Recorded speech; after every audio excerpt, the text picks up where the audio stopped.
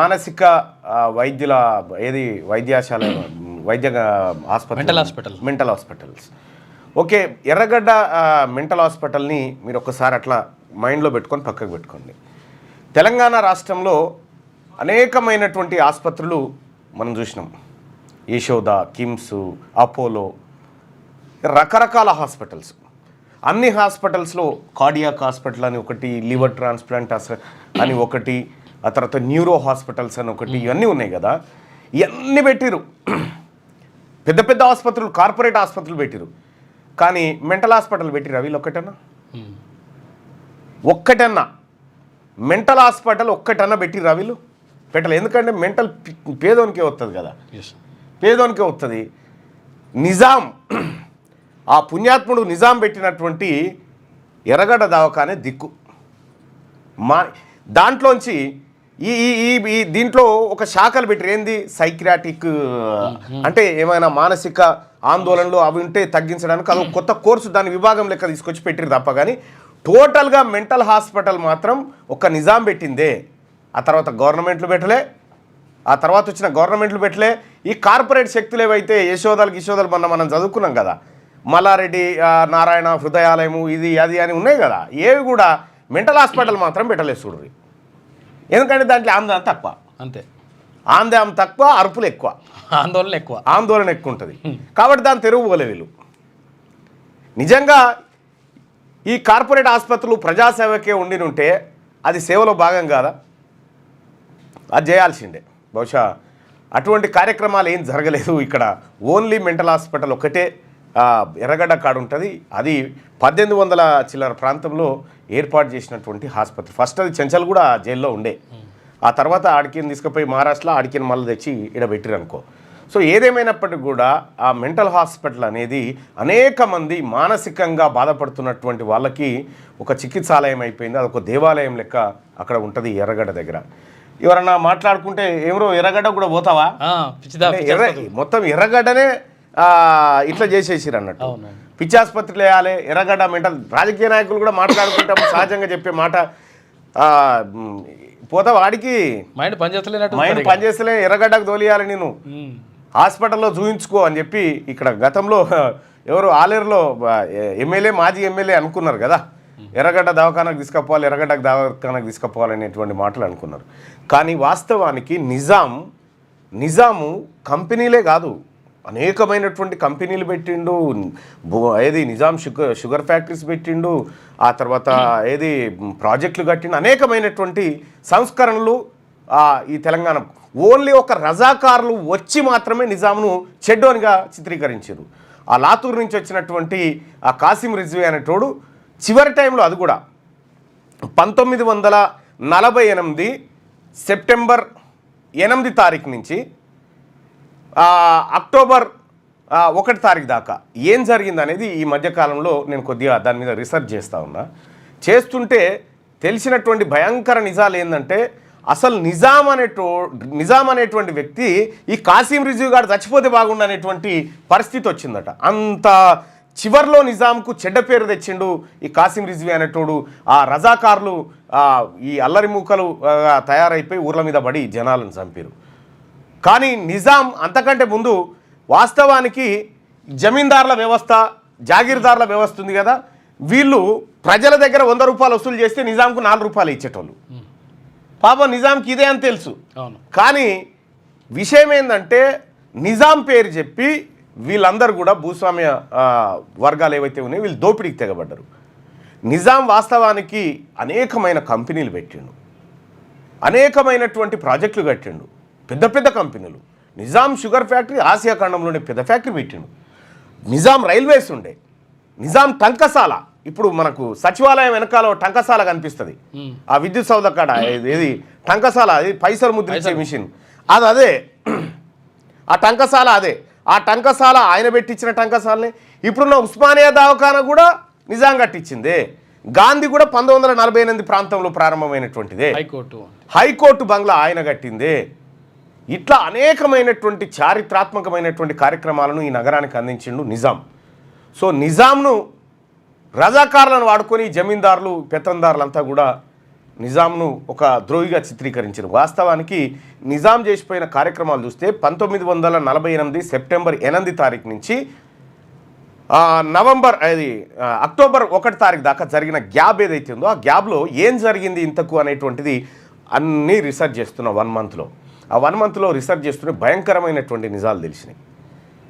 అప్పుడు ఆ వెనకట ఉన్నటువంటి ఆ పత్రికలు ఆ కథా కార్ఖానా అంతా ఇన్డెప్త్గా చూస్తూ ఉంటే నిజాం నిజంగా చెడ్డోడా వీళ్ళు చెప్పినంత అనుకుంటే అది కనిపించట్లేదు. నిజాంను బదనాం చేసిరు, నిజాం మీద తుపాకీ పెట్టి నిజాంను ఖతం చేసిరు, అంటే నిజాం భుజం మీద తుపాకీ పెట్టి కాల్చిరు వీళ్ళంతా భూస్వామి వర్గాలంతా. ఇది నిజాంకు సంబంధించింది. అయితే ఒక భయంకరమైనటువంటి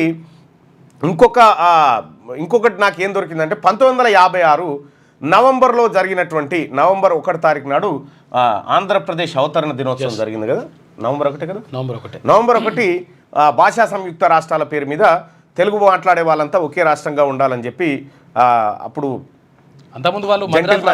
జెంటిల్మ్యాన్ అగ్రిమెంట్ ఏదైతే జరిగిందో దాంట్లో భాగంగా అసలు ఆంధ్ర ప్రాంతం వాళ్ళకి రాజధాని కాదు కదా, ఏం లేదు. అంతకుముందు వాళ్ళు మద్రాస్ ప్రెసిడెన్సీలో ఉండే, ఆ తర్వాత కర్నూలు రాజధానిగా ఏదో డేరాలు వేసుకొని ఉన్నారు. ఆ తర్వాత ఇక్కడ అన్ని సౌకర్యాలు ఉండడం ఒకటైతే ఈ భూమి అంతా నిజాందై ఉండడం, నిజాం ఖాళీ చేసి వెళ్ళిపోవడం, భూములన్నీ సర్ఫేస్ భూములన్నీ ఇక్కడ ఉండాల్సిన దానికంటే ఎక్కువ ఉండడం, అన్ని వసతులు ఉండడంతో వాళ్ళు ఇక్కడ వచ్చారు.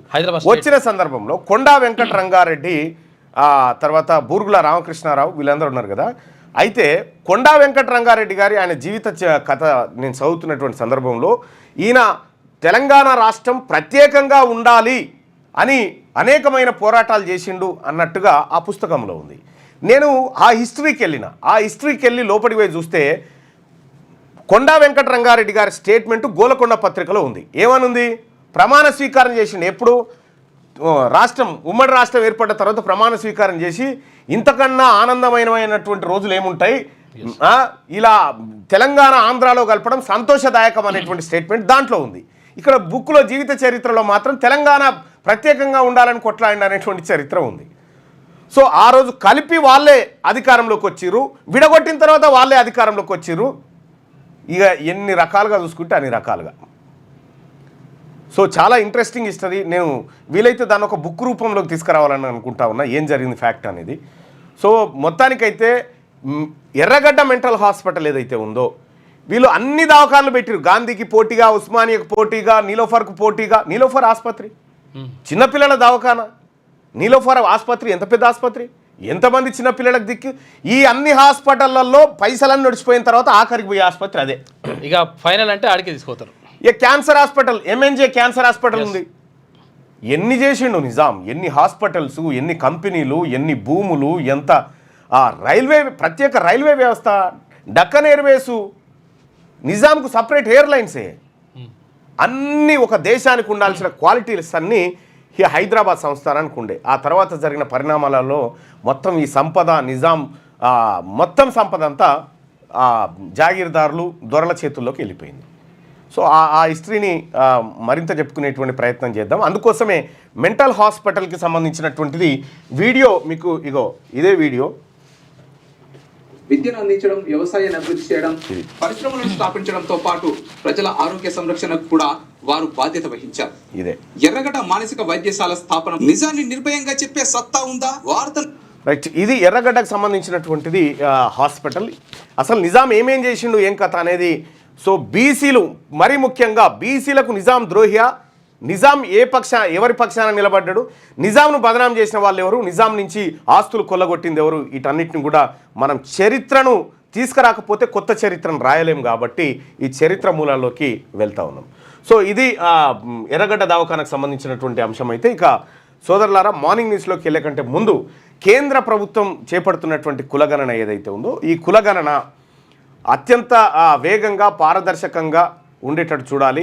మరి 2026లో డీలిమిటేషన్ అంటే ఈ పాటికే మనం కులగణన ప్రారంభించాలి. అయితే సెప్టెంబర్ లేదా అక్టోబర్లో కులగణన ప్రారంభమయ్యే అవకాశం ఉందని చెప్పి సూచాయగా తెలుస్తూ ఉంది.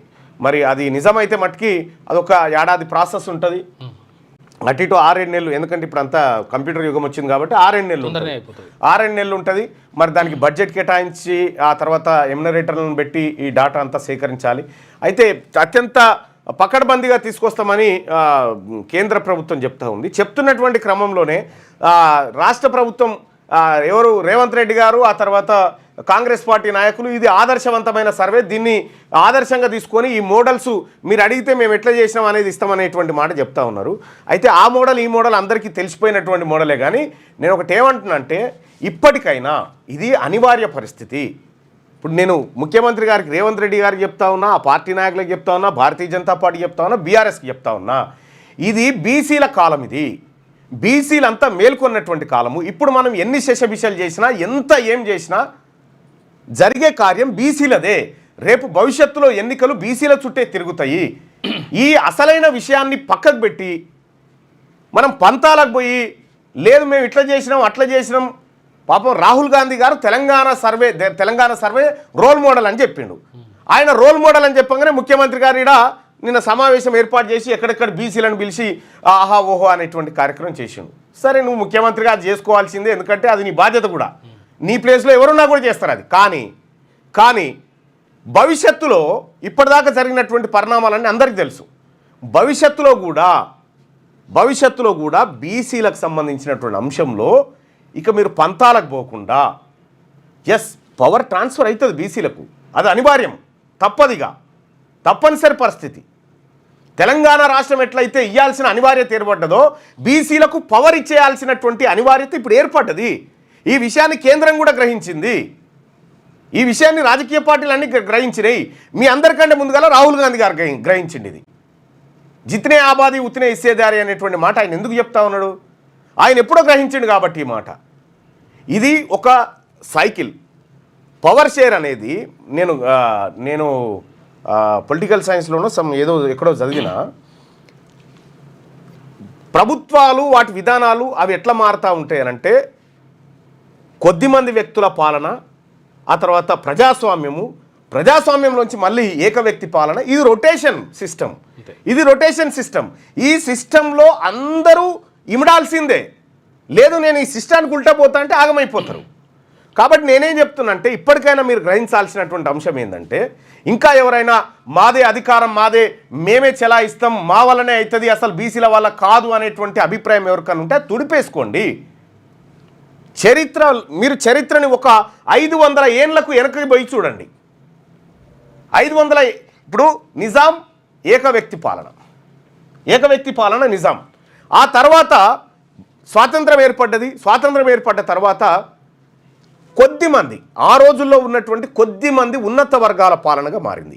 ఆ తర్వాత ఏమైంది? ప్రజాస్వామ్య రూపంగా చెంది కొంతమంది యాడ్ అయిపోయారు, ఎక్కువ మంది పరిపాలన అయింది. ఆ తర్వాత ఏం జరుగుతుంది? ఇందులో ఉన్నటువంటి ప్రజాస్వామ్యం పరిడవిల్లి అత్యంత ఎక్కువ మంది చేతుల్లోకి పరిపాలన పోతుంది. దీని తర్వాత సైకిల్ ఏంటంటే మళ్ళీ ఏక వ్యక్తి పాలన వస్తుంది. ఇది రౌండ్. మీరు చరిత్ర తెలుసుకోండి. చరిత్ర 500 ఏళ్ళ కిందికి పోతే మీకు అసలైన చరిత్ర వస్తుంది. ఇప్పుడున్నటువంటి ప్రజాస్వామ్య వ్యవస్థనే ఒకప్పుడు ఉండేది. మీరు గ్రీకు నాగరికతను తీసుకోండి, ప్లాటో రాసినటువంటి ది రిపబ్లికన్ అనే గ్రంథం చదువుకోండి.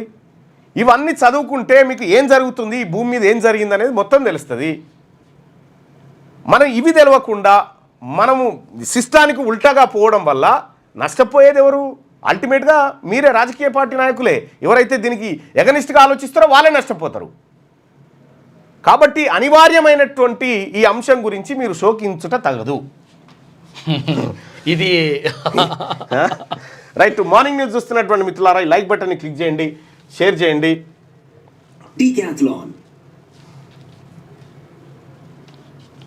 ఇట్లనే వస్తుంది, ఇట్లే ఉంటుంది అన్నట్టు. నిన్న నా కూతురు వచ్చింది, ఆడుకొని పోయినట్టు. రైట్, ఇట్లా ఉంటుంది అన్నట్టు. ఇక్కడ ప్రజాస్వామ్యం స్టార్ట్ అయింది, ఇక్కడ ఏక వ్యక్తి పాలన.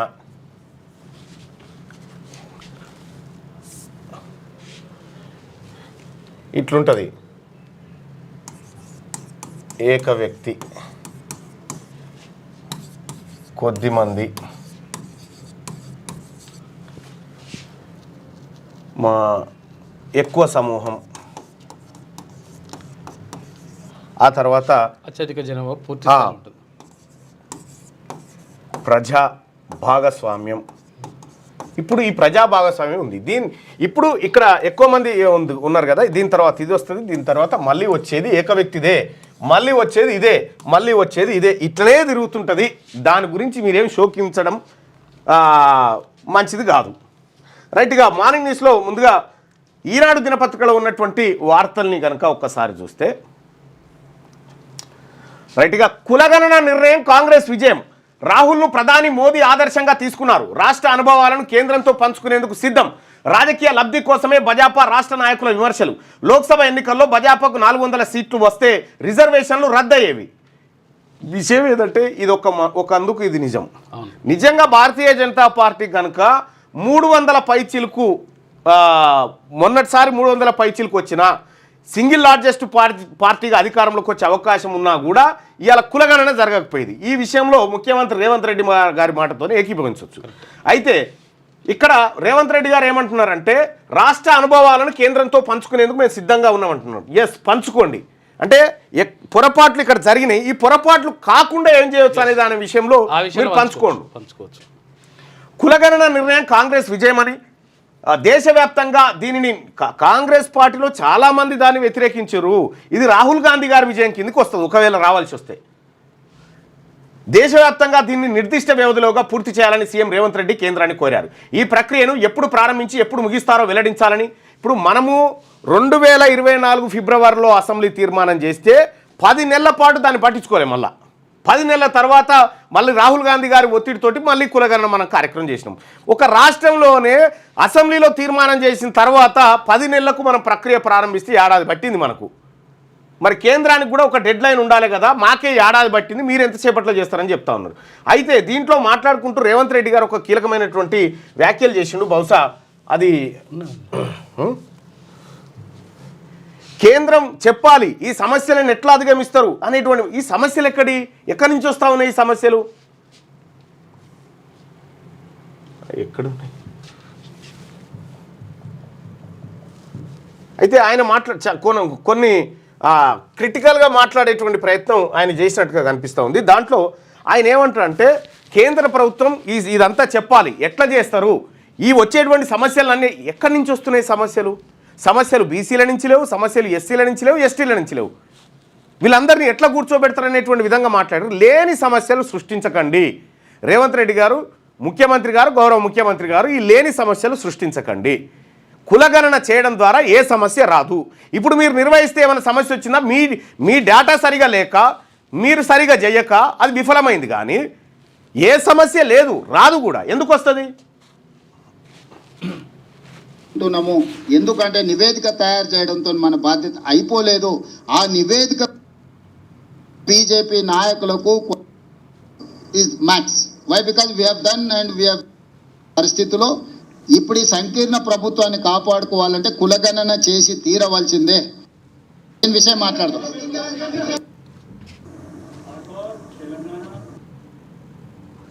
పహచానింగే రాహుల్, ఇది సీక్రెట్ డాక్యుమెంట్ కాదు, ఇది ఎనీ పొలిటికల్ పార్టీ రెస్పాన్సిబిలిటీ కాదు. మీరు తేదీలను నిర్ణయించండి.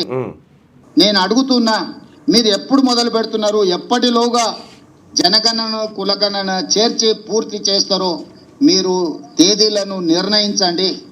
అదేవిధంగా ఇది అమలు చేసే క్రమంలో మీరు తీసుకోబోయే నిర్ణయాలు, అమలు చేసే ముందు వచ్చే సవాళ్లను, సమస్యల్ని ఏ విధంగా అధిగమించదలుచుకున్నారో. ఏం సవాళ్ళు వస్తాయి ముఖ్యమంత్రి గారు? నేను అడుగుతా ఉన్నా, ఎలాంటి సవాళ్ళు వస్తాయి? నిజంగా లేని సమస్యలు సృష్టించే విధంగా మీరు మాట్లాడినట్టు అనిపిస్తూ ఉంది. అసలు సవాళ్ళు ఏమొస్తాయి చెప్పండి, నాకు అర్థం కాలేదు. సవాళ్ళు ఏమొస్తాయి? మీ మాటల్లోనే నిన్న మాట్లాడుకుంటూ మీరు ఏ రాష్ట్రానికి ఆ రాష్ట్రానికి ప్రత్యేక పరిస్థితులు అక్కడ ఉన్నటువంటి కులాలన్నీ ఆయా జాబితాలో ఉన్నాయనే మాట చెప్పారు. క్లియర్, అది క్లియర్. ఆ తర్వాత సమస్యలు ఏమొస్తాయని, సమస్యలు ఎట్లా అధిగమిస్తారు ఏంటంటే దాని అర్థమైంది.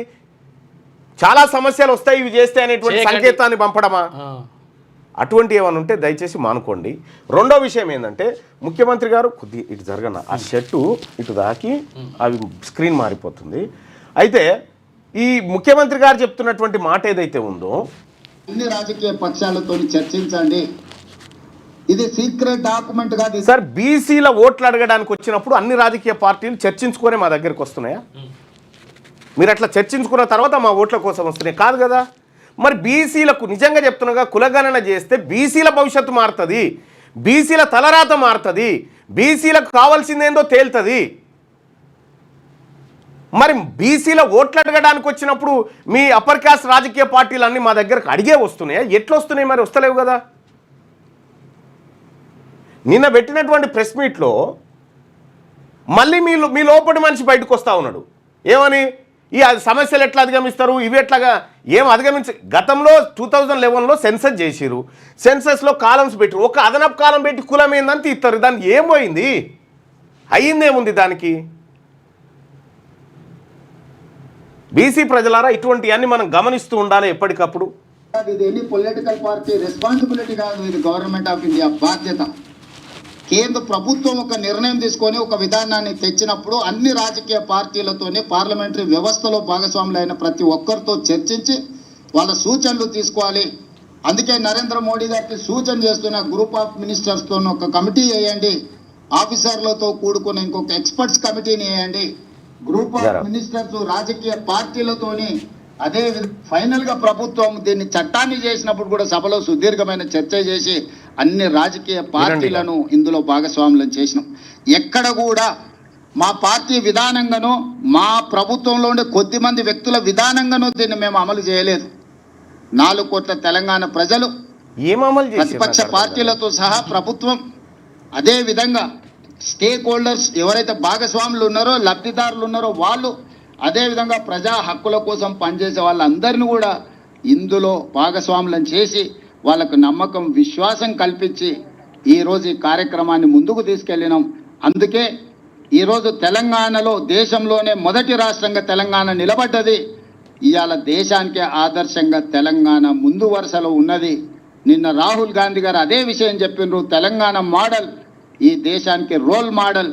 ఈ రోల్ మోడల్ నుంచి మీరు నేర్చుకోండి, తద్వారా పకడ్బందీగా దీన్ని అమలు చేయండి అని రాహుల్ గాంధీ గారు సూచన చేసిండ్రు. రాహుల్ గాంధీ గారిని ఈ పత్రికా సమావేశంలో అభినందిస్తూ మనము అదే విధంగా ఆదర్శవంతమైంది అంటే నేనేం చెప్తా ఉన్నానంటే ముఖ్యమంత్రి గారు ఇది ఎందుకు ఇట్లా వచ్చినాయి? ఇది ఇప్పుడు ఆదర్శవంతమైన కలర్ మార్చుకోవాలి. మా కూతురు వచ్చి ఇవన్నీ చేసిపోతుంది అన్నట్టు ఇట్లా.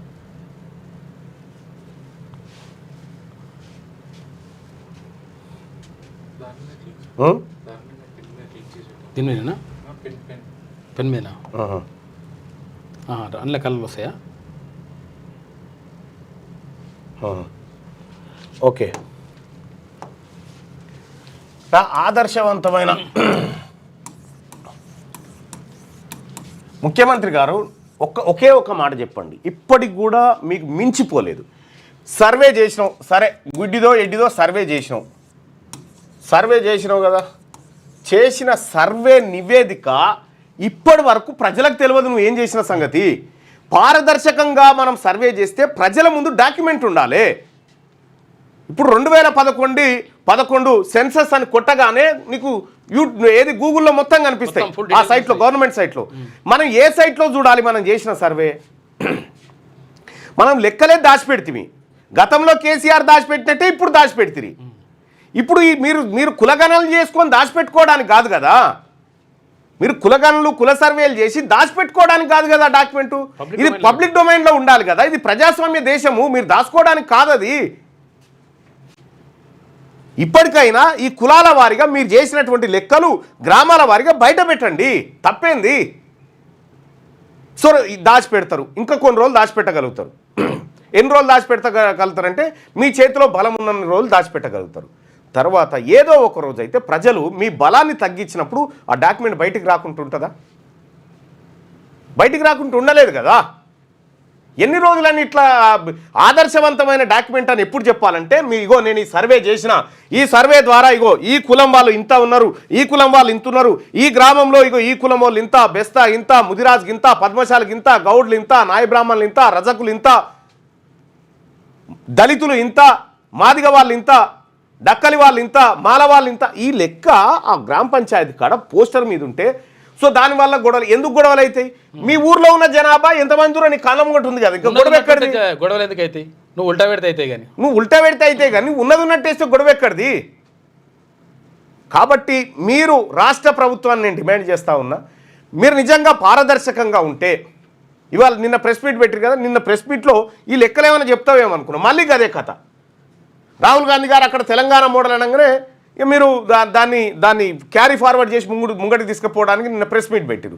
సరే పెట్టుకోండి, అది ప్రచారంలో మీ భాగం, అది ఒక రాజుకు ఉండాల్సిన లక్షణాల్లో ఒకటి ఆ లక్షణం. కానీ పారదర్శక అనేటువంటి మాట ప్రజాస్వామ్యంలో పారదర్శకత అంటే శశబిష లేకుండా, దాపరికాలు లేకుండా ప్రజాక్షేత్రంలోకి ఆ విధానం వచ్చినప్పుడు అది పారదర్శకత అవుతుంది, ట్రాన్స్పరెన్సీ. మనం అది చేయకపోతే ఎట్లా? మరి ఈ మోడల్ అని చెప్పడానికి ఇప్పుడు ఒక మాట లైవ్లో ఒక పోల్ పెట్టుకుందాం. ముఖ్యమంత్రి గారు కులగణన లెక్క బయటకు వచ్చిందా, మన దగ్గర అద్భుతంగా చేసినామని చెప్తా ఉన్నారు కదా.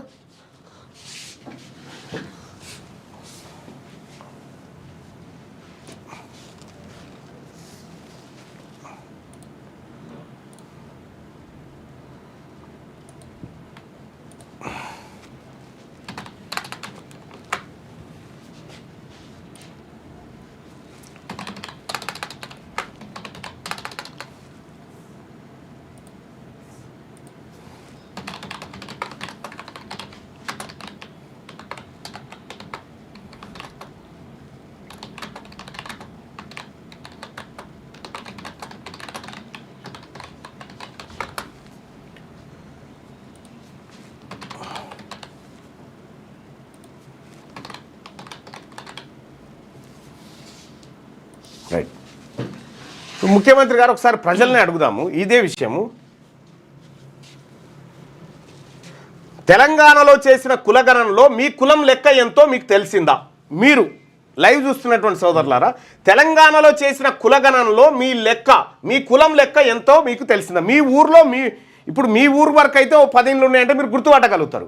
కానీ తెలంగాణ రాష్ట్రంలో ముదిరాజులు ఎంతమంది ఉన్నారు, మున్నూరు కాపులు ఎంతమంది, గౌడ్లు ఎంతమంది, పద్మశాలు ఎంతమంది, ఆ తర్వాత యాదవులు ఎంతమంది, వీళ్ళ లెక్క ఏమన్నా మీకు తెలిసిందా? ఇది ప్రజలకే తెలియనప్పుడు పారదర్శకమైనటువంటి సర్వే ఎట్లయితుంది? ముఖ్యమంత్రి గారు చెప్పండి, దాని కారణాలు ఏంది? ఒక సాహేతుకమైనటువంటి కారణం చెప్పండి. మేము కులాల లెక్క తీసినాం, ఈ లెక్కను బయట పెట్టలేకపోయినాం, దీనికి కారణం ఇదని ఒక మాట చెప్పండి. అది చెప్పకుండా మనం ఎన్ని దాట వేసినా లాభం లేదు కదా. లెక్కలే బయటికి రాలేదు.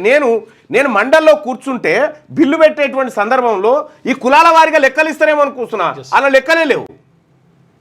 కేవలం 56.7% మంది బీసీలు ఉన్నారు అని చెప్పి అందులో వేసిరు, అయిపోయింది. 46% మంది అని చెప్పి గుండుగుత్త లెక్క వేసిరు అందులో. ఎవరెంత క్లారిటీ లేదు. తెలంగాణలో చేసిన కులగణనలో మీ కులం లెక్క ఎంతో మీకు తెలిసిందా? తెలియదు అనుకునే వాళ్ళు ఇక్కడ, తెలిసింది అనుకునే వాళ్ళు ఇక్కడ.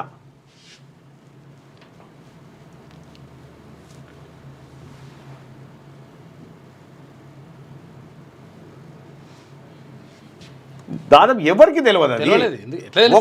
ఒక్క ప్రభుత్వంలో ఉన్నటువంటి ముఖ్యమంత్రి రేవంత్ రెడ్డి గారి దగ్గర మాత్రమే ఉంటుంది ఆ లెక్క. వేరే దగ్గర ఉండదు, వేరే దగ్గర ఎక్కడ కూడా ఉండదు. నేనేమంటున్నంటే నిజంగా మీరు నేనే చెప్పిన మీరు పారదర్శకంగా చేసి మీరు లెక్కలు బయట పెట్టండి, హెలికాప్టర్లో తీసుకొచ్చి నీ ఇంటి మీద పూలు పోసిపోతా అని చెప్పిన. మీరు అది నిలుపుకోలే. తెలంగాణలో చేసిన కులగణనలో మీ కులం లెక్క ఎంతో మీకు తెలిసిందా? తెలియదు అనుకునే వాళ్ళు ఇక్కడ, తెలిసింది అనుకునే వాళ్ళు ఇక్కడ.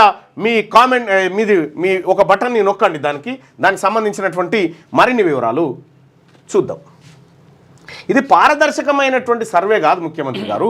మీరు ప్రజలు ఇప్పుడు మీరేమనుకుంటారంటే కొద్ది మందిని మీ చుట్టూన్నటువంటి వాళ్ళని నమ్మించగలుగుతారు. ఎందుకంటే వాళ్ళకి తెలుసు, వాళ్ళ మనసులో కూడా ఉంది ఈ లెక్కలన్నీ తప్పనేటువంటి విషయం, వాళ్ళ మనసులో కూడా ఉంది. అదేదో నువ్వే పెద్దన్న పాత్ర పోషించి జరిగిన పొరపాటు ఇది, వాస్తవమైనటువంటి లెక్కలు గివని చెప్తే అయిపోయి ఇవాళ దాచిపెడతావు, రేపు కేంద్రం చేసినప్పుడు అయితే బయటకు వస్తాయి కదా. అట్లా కులగణనపై కేంద్రం నిర్ణయం తీసుకున్నందుకు తెలంగాణ కాంగ్రెస్ ఎమ్మెల్యేలు, ఎంపీలు, సీనియర్ కాంగ్రెస్ నాయకులు గురువారం సీఎం రేవంత్ రెడ్డిని అభినందించారు. అనంతరం సీఎం విలేకరులతో మాట్లాడుతూ న్యాయ చిక్కులు లేకుండా తెలంగాణ ప్రభుత్వం చట్టబద్ధంగా విజయవంతంగా కులగణన సర్వే పూర్తి చేసింది. అయితే ఇక్కడ మాట, ఇప్పుడు ఈ కులగణన అనేటువంటి అంశం వచ్చినప్పుడు బీసీ వాళ్ళందరినీ తెచ్చి కూర్చుండబెట్టినాం. ఇక్కడ కులగణన అనేది ఒక ఓన్లీ బీసీలదే అని మీరు భావిస్తున్నారా? ఇది రెడ్లకు సంబంధించింది కాదా? ఇది వెలమలకు సంబంధించింది కాదా? మరి ఇందులో ఇప్పుడు నిన్నటి ఫోటోలో దాదాపుగా ఫోటో ఉంది, అది మొత్తం అందరినీ బీసీలందరినీ చుట్టూ నిలబెట్టినావు, కూర్చున్నావు. ఇది ఒక బీసీలదే ఎందుకు అవుతుంది? ఇది బీసీలదే ఎందుకు అవుతుంది అంటే ఈ బీసీలకు కూడా నువ్వు అన్నవు కావాలనుకోవడంలో తప్పు లేదు. ఎందుకంటే ఓ రాజకీయ నాయకుడికి అధికారాన్ని నిలుపుకోవడానికి ఆశ ఉంటుంది. కానీ ఇది ఒక బీసీలదే ఎందుకైతే మొత్తం 119 మంది ఎమ్మెల్యేలు, 40 మంది ఎమ్మెల్సీలము, 17 మంది ఎంపీలము అందరం కూడా ఇది శభాష్ అనాలా? కొద్దిమంది మాత్రం ఇప్పుడు దీన్ని అనరా? ఈ కులగణన బేషు కేంద్ర ప్రభుత్వం తీసుకున్న నిర్ణయాన్ని స్వాగతిస్తున్నామని ఇప్పుడు రెడ్లు వెలమలు ఎవరు అనరా? ఇక మేమే అనాలనా? మీ గురించి చేసింది కాబట్టి మీరే అనండి అన్నట్టు. దీన్ని బట్టి అర్థం చేసుకోరి. ముఖ్యమంత్రి గారు కులగణన గురించి మాట్లాడుతూ బీసీలను కూర్చోబెట్టుకుందంటే ఇది బీసీల తలరాతను మార్చేటువంటిదే. సీనియర్ కాంగ్రెస్ నాయకులు గురువారం సీఎం రేవంత్ రెడ్డిని అభినందించారు. అనంతరం సీఎం విలేకరులతో మాట్లాడారు. న్యాయ చిక్కులు లేకుండా మొన్న నైటే అందరికి మెసేజ్లు పంపారు. బీసీ నాయకులు రండి, ముఖ్యమంత్రి గారి ఇంటికి రండి, ఆయనను అభినందిస్తేందుకు రండి అనేటువంటి మెసేజ్ పంపారు. సో మా బీసీ నాయకులకు కూడా వస్తే సరే పోయేటోళ్ళు పోయిరు, పోనోళ్ళు పోలేదు. అయితే ఒకటి మేము విశ్వసించేది ఏంటంటే ఎంతవరకు అయితే అగ్రకులాలకు హారతి పడుతూ ఉంటారో, అగ్రకుల నాయకులకు హారతి పట్టినన్ని రోజులు బీసీలు బానిసలుగానే ఉంటారు అనేటువంటి సూత్రం మీద మేము పనిచేస్తూ ఉంటాం అన్నట్టు. అందుకోసమే అటువైపు పోము, మంగళారతులు పట్టం. న్యాయ చిక్కులు లేకుండా తెలంగాణ ప్రభుత్వం చట్టబద్ధంగా విజయవంతంగా కులగణన సర్వే పూర్తి చేసింది. సర్వే పూర్తయింది. రిజర్వేషన్ ఏది 42%. 42% రిజర్వేషన్ ఏది? ఇది దేశానికి ఆదర్శంగా మారింది. మా అనుభవాన్ని కేంద్ర పరిగణలోకి తీసుకోవాలి. మా అనుభవాలు, సూచనలు, సలహాలు ఇచ్చేందుకు సిద్ధంగా ఉన్నాం. ఎక్కడెక్కడైతే కేంద్ర ప్రభుత్వ పెద్దలు వచ్చి నిజంగా కేంద్ర ప్రభుత్వం కులగణన చేస్తుంది కాబట్టి ఇక్కడ ఇది చూసుకున్నాక అటు పోదాం.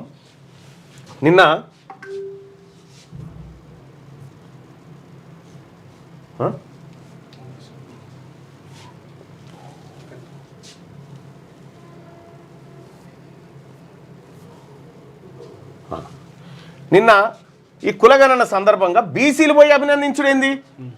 ఓన్లీ బీసీలే పోయి అభినందించుడేంది? అందరికీ సంబంధించింది కదా. బీసీలనే ఎందుకు పిలుస్తూ ఉన్నారు? బీసీలతోనే బీసీ ఎమ్మెల్యేలనే ఎందుకు పిలిచిరంటే ఇక్కడ బీసీల తలరాత మార్చే కాగితం తయారవుతుంది. ఇప్పుడు వీళ్ళంతా రెడ్లు వెలమనంతా కూర్చొని కేంద్ర ప్రభుత్వానికి ధన్యవాదాలు తెలియజేయాలి. ఎందుకు తెలియజేస్తలేరు? దీంతో వాళ్ళ రాజకీయ భవిష్యత్తు ఖతమవుతుంది. ఇవి రెండే మనం అర్థం చేసుకోవాల్సినటువంటి లాజిక్ పాయింట్లు.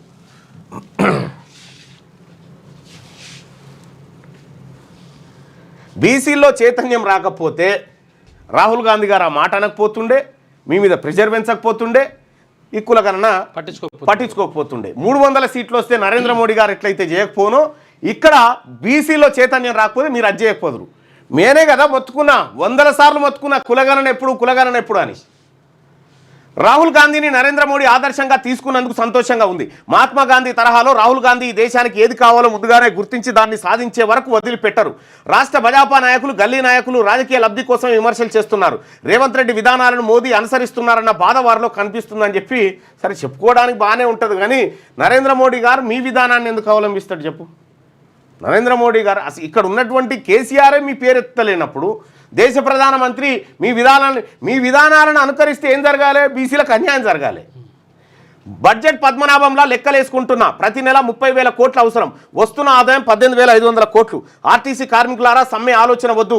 కార్మిక దినోత్సవంలో సీఎం రేవంత్. ఇది ఒక గొప్ప మాట. రేవంత్ రెడ్డి గారిని అభినందించాల్సిన మాట ఏంటంటే ఈ బడ్జెట్ కాడ కరెక్ట్గా లెక్కలు చెప్తా ఉన్నాడు. బడ్జెట్ కాడ ఇక గింత ఖర్చు ఉన్నది, గింత ఆదాయం ఉన్నది అనే మాట చెప్తా ఉన్నారు. సేమ్ టైము ఈ బీసీల విషయంలో కూడా ఈ పారదర్శకత ఎందుకు పోయింది? మీ మనసును ఎవడు జడగొట్టిండు? ముందుగాల మంచిగానే ఉంటేవి కదా, తర్వాత ఎందుకు చెడిపోయింది? జానారెడ్డి ఎట్లా దొరిండు నీ శరీరంలోకి? ఇక్కడ ఇంకో మాట, ఆర్టీసీ కార్మికులారా సమ్మె ఆలోచన వద్దు. గతంలో ఉన్నటువంటి ముఖ్యమంత్రి కేసీఆర్ గారు సమ్మె చేస్తామంటే చేసుకోకపోరని వాళ్ళని గాలికి వదిలేసి 50-60 రోజులు సమ్మె చేసి 40-45 మంది కార్మికులు చచ్చిపోయినా పట్టించుకోలే. ఆఖరికి వాళ్ళంతా వాళ్ళు దిగొస్తే ప్రగతి భవన్లో కూర్చుని పెట్టి బిర్యానీ తినబెట్టిండు.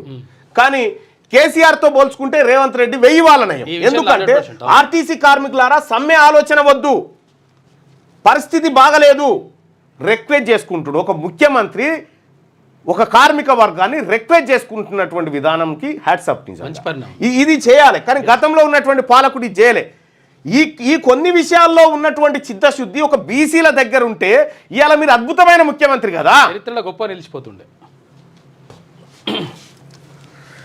భారత్లో సృష్టిద్దాం, జాతికి అందిద్దాం, జగతికి అందిద్దాం. ప్రపంచ వినోద కేంద్రంగా దేశం. ఇక వేవ్ సదస్సులో ప్రధాని మోడీ, హాజరైన సినీ వ్యాపార రంగ ప్రముఖులు, వాణిజ్య రంగ ప్రముఖులు.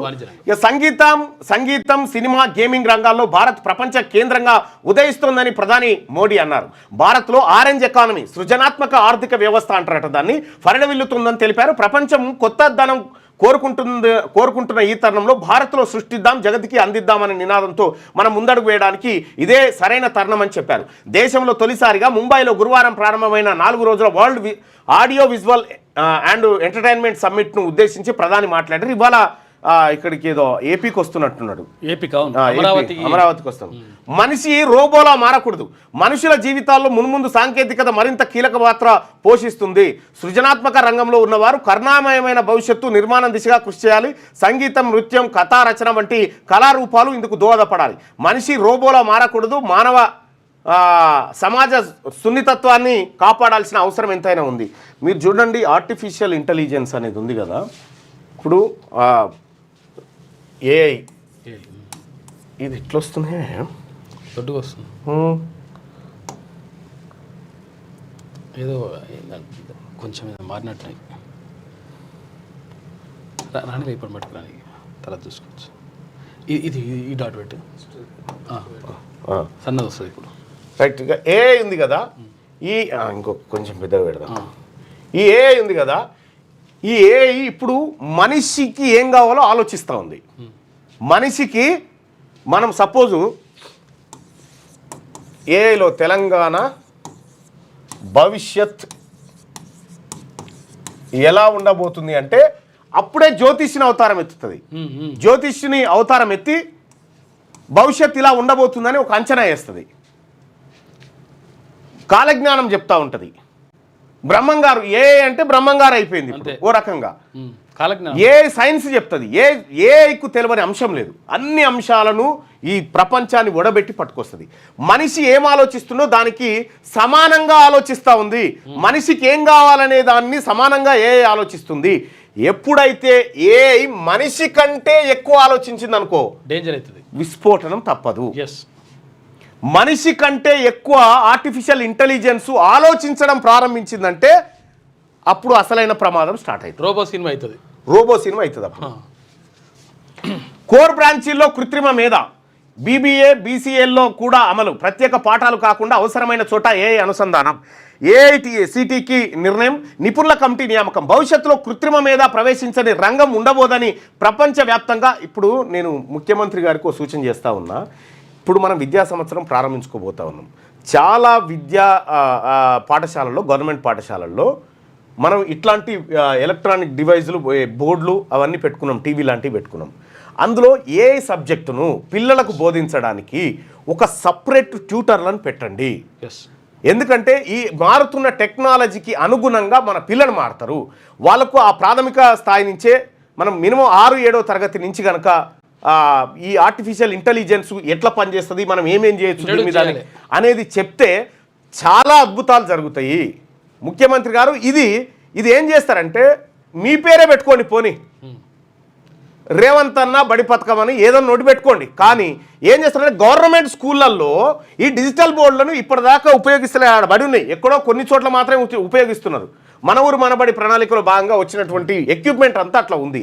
దీనికి ఒక్క పర్సన్ని రిక్రూట్ చేసి ఆర్టిఫిషియల్ ఇంటెలిజెన్స్, ఆ తర్వాత దీని గురించి తెలిసినటువంటి ఒక నిపుణుడిని ఒక స్కూల్కు పెడితే ఒక్క క్లాసు 45 నిమిషాలు పీరియడ్ ఉంటుంది. 45 నిమిషాల్లో ఒక 5 నిమిషాలు ఆ పీరియడ్ కోసం కేటాయించి ఒక రోజుకు ఒక దాని గురించి దాని మీద వివరిస్తే పిల్లలకు వాళ్ళు 10వ తరగతి వచ్చే వరకు పర్ఫెక్ట్గా ఈ ఆర్టిఫిషియల్ ఇంటెలిజెన్స్ భవిష్యత్తునంతా వాళ్ళు అంచనా వేసేటువంటి ఒక శక్తివంతులుగా తయారవుతారు. పిల్లలకు మనం పాఠాలు చెప్పడం అవసరం, పాఠాలు అవసరము, చరిత్ర అవసరము. కానీ ఇవాళ వాస్తవానికి నేను బీటెక్ చేయలే, నేను పొలిటికల్ సైన్స్ వైపు ఉన్నా, నాకు బీటెక్కి సంబంధించినటువంటి అంశం తెలియదని ఇలా కొడితే వచ్చేస్తుంది అది. కాబట్టి మనము గవర్నమెంట్ స్కూల్లోకి ఆర్టిఫిషియల్ ఇంటెలిజెన్స్ను తీసుకుపోయేటువంటి ఆల్రెడీ డివైజులు ఉన్నాయి, దానికి సంబంధించినటువంటి ఇంటర్నెట్ ఉంది, అంత ఉంది.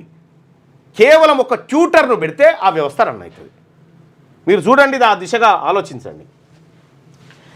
ఏఐసిటికి ఈ నిర్ణయం నిపుణుల కమిటీ నియామకం భవిష్యత్తులో కృత్రిమ మీద ప్రవేశించని రంగం ఉండబోదని ప్రపంచవ్యాప్తంగా నిపుణులు స్పష్టం చేస్తున్నారు. తమ సంస్థలో రానున్న 18 నెలల్లో కోడింగ్ మొత్తం ఏఐ రాయనుందని మెటా CEO రానున్న 18 నెలల్లో కోడింగ్ మొత్తం ఆర్టిఫిషియల్ ఇంటెలిజెన్స్ రాయనుందని మెటా CEO జుకర్బర్గ్ సైతం ప్రకటించడం సంచలనం సృష్టిస్తుంది.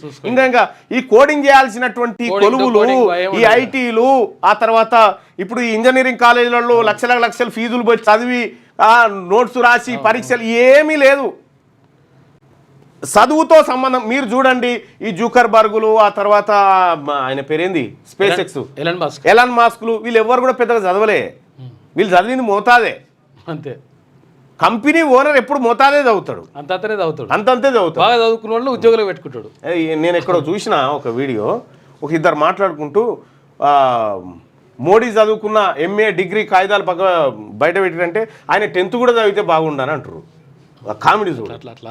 అంటే ఇప్పుడు 10th చదవకపోయినా పర్వాలేదు, ఆర్టిఫిషియల్ ఇంటెలిజెన్స్ వస్తే ఇంకా అద్భుతాలు జరుగుతాయి. ముఖ్యమంత్రి గారు ఇవాళ మీరు నిన్న మాట్లాడినటువంటి మాట తీసుకుపోయి జస్ట్ ఆర్టిఫిషియల్ ఇంటెలిజెన్స్ ఇందులో ఎంతవరకు నిజం ఉందంటే ఎన్ని తప్పులు ఉన్నాయో మొత్తం చెప్తుంది. ఆ వ్యవస్థ అట్లా మారిపోయింది. ఇప్పుడు క్యూ న్యూస్ కూడా ఆర్టిఫిషియల్ ఇంటెలిజెన్స్ని వాడుతుంది. క్యూ న్యూస్ కూడా ఆర్టిఫిషియల్ ఇంటెలిజెన్స్ 90% యూజ్ చేస్తున్నాం. మేము అన్ని 90% ఆర్టిఫిషియల్ ఇంటెలిజెన్స్ని యూజ్ చేస్తున్నాం. మనం అప్డేట్ కావాలి. ఈ నేపథ్యంలో అన్ని రంగాల వారు మా దగ్గర రిక్రూట్మెంట్కి వచ్చేవారు ఏం చదువుకున్నాం అని కాదు, నీకేం టెక్నాలజీ తెలుసు అనేటువంటి పరిస్థితిలో రిక్రూట్మెంట్ జరుగుతుంది. ఈ నేపథ్యంలో అన్ని రంగాల వారు ఏఐపై అవగాహన, నైపుణ్యం కలిగి ఉండాల్సిన అవసరం ఎంతో దూరంలో లేదు, ఖచ్చితంగా ఉండాల్సిందే. ప్రస్తుతం కోర్ బ్రాంచీల విద్యార్థులు మైనర్ సబ్జెక్టుగా ఏఐని చదువుకునే అవకాశం అనేక కళాశాలలో ఉంది. ఇలా విడిగా కంటే తాము ఎంచుకున్న సబ్జెక్ట్ రంగంలో ఏఐని కలిపి నేర్చుకోవడం మంచిదని నిపుణులు చెప్తున్నారు. బేసిక్ ఆర్టిఫిషియల్ ఇంటెలిజెన్స్ నాలెడ్జ్ మనం 10th క్లాస్ అయిపోయే లోపల పిల్లలకు కనుక అందించగలిగితే ఇంతకు మించినటువంటి గొప్ప పని ఇంకొకటి ఉండదు. ఇక కులగణనలో తెలంగాణ రాంగ్ మోడల్. రేవంత్ సర్కార్ చేసింది బీసీ వ్యతిరేక సర్వే. కేంద్ర నిర్ణయాన్ని తమ ఘనతగా రాహుల్ చెప్పుకోవడం సిగ్గుచేటు. 2010లోనే భాజపా కులగణనకు అనుకూలంగా కేంద్రానికి లేఖ రాసింది కేంద్ర మంత్రి కిషన్ రెడ్డి. లేఖ రాసిన మాట వాస్తవము. ఆ తర్వాత నిన్నగాక మొన్ననే అన్నారు కదా, మొన్న ఈటల రాజేందర్ గారు అన్నారు ఏమని, కులం జరిగింది, ఇప్పుడు మళ్ళా ఏది మళ్ళా కులగణనకు నరేంద్ర మోడీ గారు చేయడం గొప్ప విషయం అనేటువంటి మళ్ళీ అంటే కొద్దిగా ఆచితూచి వ్యవహరించాలి. తెలంగాణలో తెలంగాణలో చేసిన కులగణనలో మీ కులం లెక్క ఎంతో మీకు తెలిసిందా? 88% మందికి తెలియదని చెప్తారు. ఈ 12% మంది కూడా తెలియదు. కానీ వాళ్ళు ఏదో కోపం మీద లేకపోతే ప్రభుత్వానికి అనుకూలంగానో ఓటేయాలనేటువంటి, లేకపోతే అప్పర్ క్యాస్ట్ వాళ్ళు. ఇక్కడ వాస్తవానికి 2010లోనే భాజపా కులగణన అనుకూలంగా కేంద్రానికి లేఖ రాసిందని కేంద్ర మంత్రి కిషన్ రెడ్డి అన్నారు. నేను ఒక మాట చెప్తా ఉన్నా, నిజంగా మీరు మాట్లాడుతూ ఉన్నారు కదా బీసీల వ్యతిరేకాన్ని. ఆ రోజు 1980 ప్రాంతంలో బీపీ మండల్ కమిషన్ ఏర్పాటు చేస్తే మీరు బీసీలకు న్యాయం జరగొద్దని కమండల్ యాత్ర పెట్టినది మర్చిపోయిరా కిషన్ రెడ్డి గారు?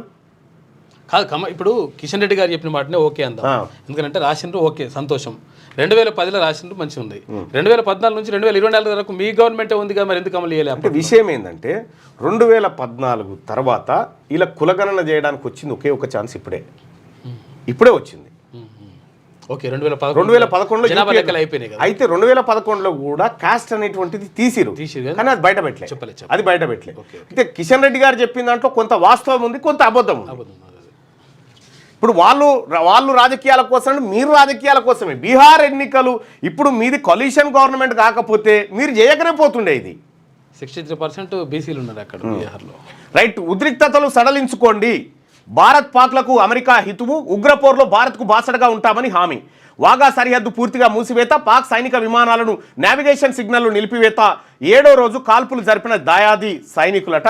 ఇక యుద్ధ భయంతో జమ్మూ కాశ్మీర్లోని బారాముల్లా జిల్లా తులావారి గ్రామంలో నియంత్రణ రేఖ సమీపంలో బంకర్ వద్ద పౌరుడట. పాపం ఆ ప్రజలైతే బిక్కుబిక్కుమని బతురు.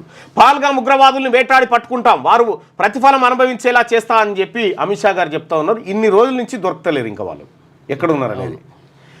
మిల్లులతోనే లొల్లి. పెరిగిన ధాన్యం కొనుగోలు లక్ష్యాలు. ఇప్పటికే బ్లాక్ లిస్టులో పలు మిల్లులు. సీఎంఆర్ కేటాయింపులో ప్రత్యామ్నాయాలపై అధికారులు దృష్టి పెడతా ఉన్నారట. ఇక ఈ ప్రభుత్వం చక్కగా స్పందించకపోతే అగ్గో సగ్గోకే మిల్లులకు అమ్ముకొని అవతల పడాల్సినటువంటి పరిస్థితి వస్తుంది. అయ్యో భూదావా 2 రోజులుగా తిండి నీళ్లు లేక అడవిలో అచేతన స్థితికి మూలుగులు విని అధికారులకు సమాచారం ఇచ్చిన రైతులు కూతురు మనవడు ఆస్తి లాక్కొని అడవిలో వదిలేశారంటూ వృద్ధురాలు కన్నీరు పెడతా ఉన్నారట.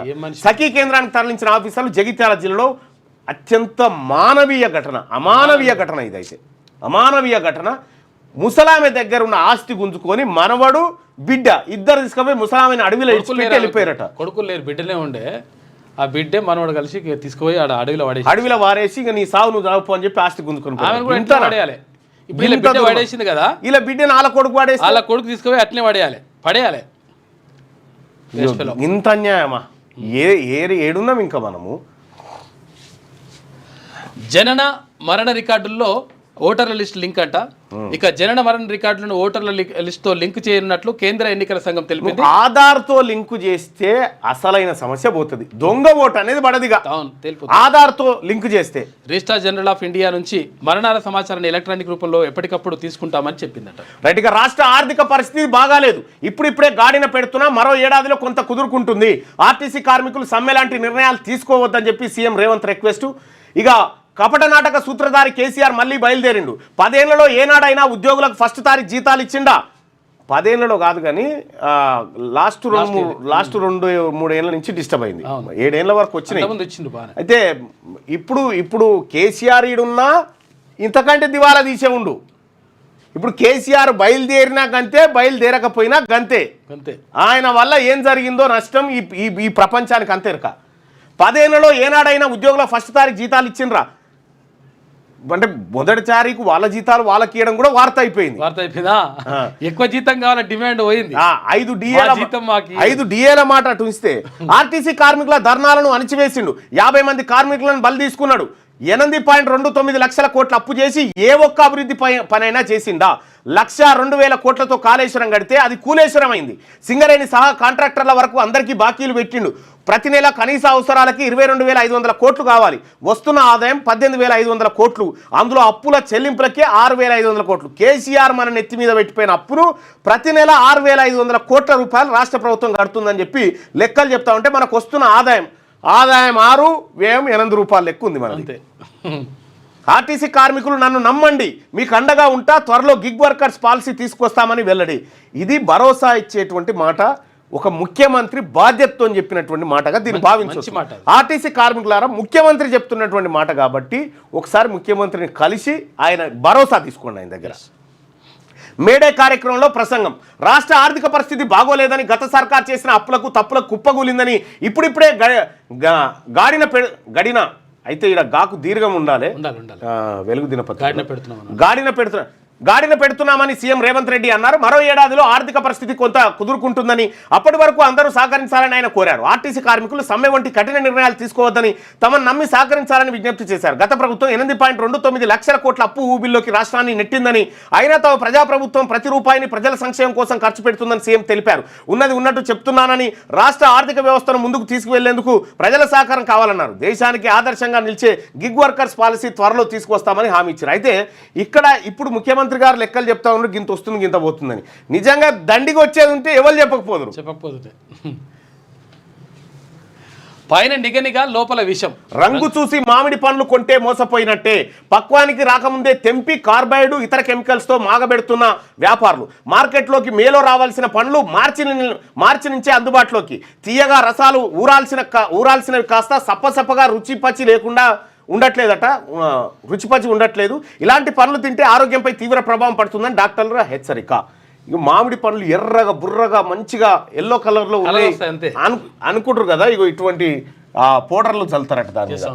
మరి అందుకోసమే మీరు ఎక్కడన్నా ఇవి జల్లుడు కంటే ఏమన్నా లైవ్గో ఇప్పుడు తోటల యాజమానులు కూడా చేయాల్సింది ఏంటంటే ఓ టోకెన్ పెట్టి ముంగట, అంతే తోటకాడ టోకెన్ పెట్టి వాడట్లేదని ఒక 150 రూపాయలకు మీకు నచ్చినన్ని పనులు తినరాజు లోపల చెట్టు. 150 రూపాయలు పెట్టి మీకు నచ్చినన్ని పనులు ఫుల్ మీల్స్ లెక్క మీకు నచ్చినన్ని పనులు తినరా చెట్టు మీద అప్పుడే తెంపుకోవాలి. కెమికల్ తిన్నన్ని పనులు అక్కడ 150 కట్టాలి. ఒక మనిషికి తిన్నన్ని పనులు అని చెప్పి పెట్టాలి. సో ఆ స్కీమ్ అయితేనే ఈ బాధ పోతుంది. పైకి పచ్చగా బంగారు వర్ణంతో నిగనిగలాడుతూ కనిపిస్తున్న మామిడి పండ్ల లోపల కాలకుట విషం ఉంటున్నది. రంగు చూసి పొంగిపోయి తింటే రసాలు ఊరాల్సినవి కాస్త రుచి పచి లేకుండా చప్పగా ఉంటున్నాయి. బయట ఆకట్టుకునే తొక్క ఉంటున్నా వాటిలో తీయదనం మచ్చుకైనా ఉండడం లేదు. నిషేధిత కాల్షియం కార్బైడ్తో పాటు ఇతర ఇథిలిన్ రైపనర్లతో మగ్గబెట్టడం వల్లే మామిడి పండ్లు ఇలా మారుతున్నట్టు తెలుస్తున్నది. నిజానికి మేలో రావాల్సిన మామిడి పండ్లు హైదరాబాద్ ప్రధాన మార్కెట్లోకి మార్చి నుంచే దర్శనమిస్తున్నాయి. వ్యాపారుల లాభాపేక్ష ఇందుకు కారణమనే వాదనలు వినిపిస్తున్నాయి. గ్రామాల్లో గాలి దుమారానికి రాలిన మామిడి కాయలతో పాటు పక్వానికి రాకముందే కోసిన కాయలను కొనుగోలు చేస్తున్న వ్యాపారులు వాటిని మగ్గబెట్టేందుకు నిషేధిత కెమికల్స్ను ఉపయోగిస్తున్నారనే ఆరోపణలున్నాయి. రాష్ట్రంలో అత్యధికంగా మామిడి విక్రయాలు జరిగే జగిత్యాల, కరీంనగర్, మహబూబాద్, నాగర్ కర్నూలు, మంచిర్యాల తదితర జిల్లాల్లోని మార్కెట్తో పాటు ఇతర ప్రాంతాల్లోనూ వ్యాపారులు ఇవే పద్ధతులు అనుసరిస్తున్న అధికారులు చోద్యం చూస్తున్నారు. ఫలితంగా వీటిని తింటున్న జనం రోగాల బారిన పడతా ఉన్నారు. పండు మంచిగుందని తింటే కడుపులోకి విషాలు పోతా ఉన్నాయట. జాగ్రత్త.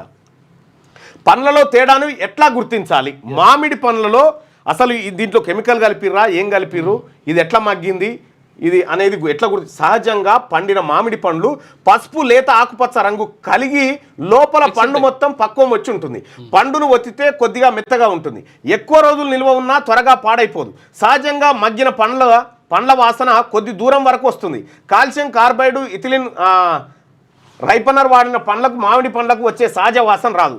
పండు మొత్తం అట్రాక్టివ్గా లేత పసుపు రంగులో ఉంటుంది. పైకి మాగినట్లుగా కనిపించినా లోపల అపరిపక్వంగా రుచి పుల్లగా ఉంటుంది. పండు తొక్క మడతలు లేకుండా ఉండి గట్టిగా ఉంటుంది. ఈ పండ్లు త్వరగా పాడైపోతాయి. ఒక పని చేయి, ఎక్కడన్నా మామిడి పండ్లు తీసుకొచ్చి దాని కెమికల్ ఎట్లా, దాని కథ ఏందని ఒక ఎక్స్పర్ట్ పిలిపించి ఈ సీజన్ కాబట్టి ప్రజలకు కొంత అవేర్నెస్ చేద్దాం. మన కథలకు ప్రపంచమంతా కనెక్ట్ అవుతుంది. ప్రపంచమంతా కొత్త కనెక్ట్ అయితేలేమా మీరు చెప్పే కథలకు? ప్రపంచమంతా కొత్త కథల కోసం ఎదురు చూస్తున్నదని, మన దేశంలో కథలకు కొదవలేదని ప్రధానమంత్రి నరేంద్ర మోడీ అన్నారు. ఇక మన దేశంలో ప్రతి కథకు, ప్రతి పాటకు, ప్రతి శబ్దానికి ఆత్మ ఉంటుందన్నారు. ఇక మన కథలను చెప్తే ప్రపంచమంతా మనతో కనెక్ట్ అవుతుందన్నారు. ఇక రాజస్థాన్ పై ముంబై విక్టరీ. ఐపీఎల్లో ముంబై ఇండియన్స్ జైత్రయాత్ర కొనసాగుతున్నది. ఆ సంబంధించినటువంటి వార్త చూడొచ్చు. ఇక అయితే నిన్న సూర్యవంశీ వైభవ్ సూర్యవంశీ అనేటువంటి అబ్బాయి నిన్న మ్యాచ్ ఆడిండు. ఆ అబ్బాయి కోసం అందరు టీవీలో కూడా కూర్చురు. మళ్ళీ ఇవాళ అట్లనే ఆడతాడని పోరగడ్డ డక్అవుట్ ఓడిపోయిండు. గొర్రెల స్కీమ్ కేసులో కాంట్రాక్టర్ అరెస్టు.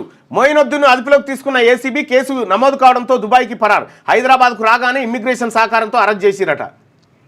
అసలు చేసిన వాళ్ళు ఇన్నే ఉన్నారు కదా. ఇవన్నీ బుడ్డబుడ్డయి, ఈ పరకలు, బుడ్డబుడ్డ పరకలు, చిన్న చిన్న జల్లలు, అవి కొరమటలు ఉన్నాయి ఇక్కడ. తెలంగాణ సర్కార్ది రాంగ్ మోడల్, అది కులగణన కాదు కుల సర్వే అని చెప్పి కిషన్ రెడ్డి. 50% ఇండ్లు పూర్తి చేయకుండానే చేశామంటున్నారు. సుష్మా లేఖ కట్టుబడి మేము కులగణన చేస్తున్నాం.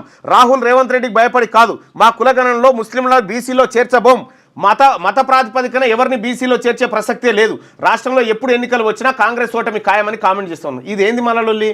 మా కులగణనలో ముస్లింలను బీసీలో చేర్చబోం, ఓసీలో చేర్చుకుంటారు. మరి వాళ్ళని తీసుకుపోయి వాళ్ళని ఏడ చేరుస్తూ ఓసీలో చేర్చుకుంటారు. ఇప్పుడు ఆల్రెడీ ఓసీలలో ఉన్నారు కదా, మీరు వాళ్ళని చూపించే కదా ఎక్కువ ఉన్నారని మీరు చెప్తున్నది. రాష్ట్రంలో చేసిన కులగణన తప్పంటారా? కిషన్ రెడ్డి, బండి సంజయ్వి దిగజారుడు రాజకీయాలు. PCC chief Mahesh Kumar Goud. తెలంగాణ అభివృద్ధికి వాళ్ళిద్దరి అడ్డంకి. బీఆర్ఎస్తో బీజేపీ దోస్తి కట్టి కాంగ్రెస్పై విషయం చిమ్ముతున్నదని ఫైర్. తెలంగాణ అభివృద్ధికి కేంద్ర మంత్రులు కిషన్ రెడ్డి, బండి సంజయ్ అడ్డంకిగా మారారని PCC chief Mahesh Kumar Goud fire అయ్యారు. రాష్ట్రంలో తమ ప్రభుత్వం చేసిన కులగణను తప్పుల తడకాని అనడం వాళ్ళ దిగజారుడు రాజకీయాలకు నిదర్శనం అని చెప్పి మహేష్ కుమార్ గౌడ్ ఇది రాజకీయపరమైనటువంటి విమర్శ, ప్రతి విమర్శ. టెర్రరిస్టులను వెంటాడి తుదుముట్టిస్తాం, ఎక్కడ దాక్కున్నా పట్టుకొని శిక్షిస్తాం. పహల్గామ్ దాడికి ప్రతీకారం తప్పదు అని చెప్పేసి కేంద్ర మంత్రి అమిత్ షా వార్నింగ్ ఇచ్చిండు. రైట్గా పహల్గామ్ దాడికి సంబంధించి వాళ్ళు టెర్రరిస్టులు కాల్పులు జరిపి కొండల్లోంచి నడుచుకుంటూ మారిపోతే ఇప్పటిదాకా దొరుకుతలేరు మనకు. పహల్గామ్ ఉగ్రదాడి యావత్ దేశాన్ని కలిసివేసిందని చెప్పి అమిత్ షా గారు చెప్పినటువంటి వార్త చూడొచ్చు. ఇక పీఓకేను స్వాధీనం చేసుకోవాలి. చొరబడి టెర్రరిస్టులను చంపితే సరిపోదు, టెర్రర్ భూతాన్ని ఖతం చేయాల్సిందే మసలిచ్చి అసదుద్దీన్ ఓవైసీ. మారిపోయింది కదా, చాలా మారిపోయింది స్టేట్మెంట్. ఉద్రిక్తతలు తగ్గించుకోవాలి. పహల్గామ్ ఉగ్రదాడిపై ఇండియా దర్యాప్తునకు పాక్ సహకరించాలి, అమెరికా చెప్తున్నటువంటి మాట. బార్డర్లో జామర్సు, టార్గెట్లను పాక్ మిలిటరీ విమానాలు గుర్తించకుండా భారత్ చర్యలు. నావిగేషన్ శాటిలైట్లను సమర్థవంతంగా అడ్డుకుంటున్నాయన్న ఇండియన్ ఆర్మీ. దక్షిణ కాశ్మీర్లోని పహల్గామ్ టెర్రరిస్టులు ఎన్ఐఏ వర్గాలు. దక్షిణ కాశ్మీర్లోనే పహల్గామ్ టెర్రరిస్టులు ఉన్నాయట, ఎన్ఐఏ వర్గాలు చెప్తా ఉన్నాయి. ఇక సామాజిక తెలంగాణ రాలే, ఇది జయశంకర్ సార్ ఎప్పుడో చెప్పిండు. తెలంగాణ రాష్ట్రం వచ్చిన తర్వాత బీసీలంతా మళ్ళొక ఉద్యమం చేయాలని చెప్పిండు ఆయన. అదే ఇప్పుడు జరుగుతున్న బీసీల ఉద్యమము.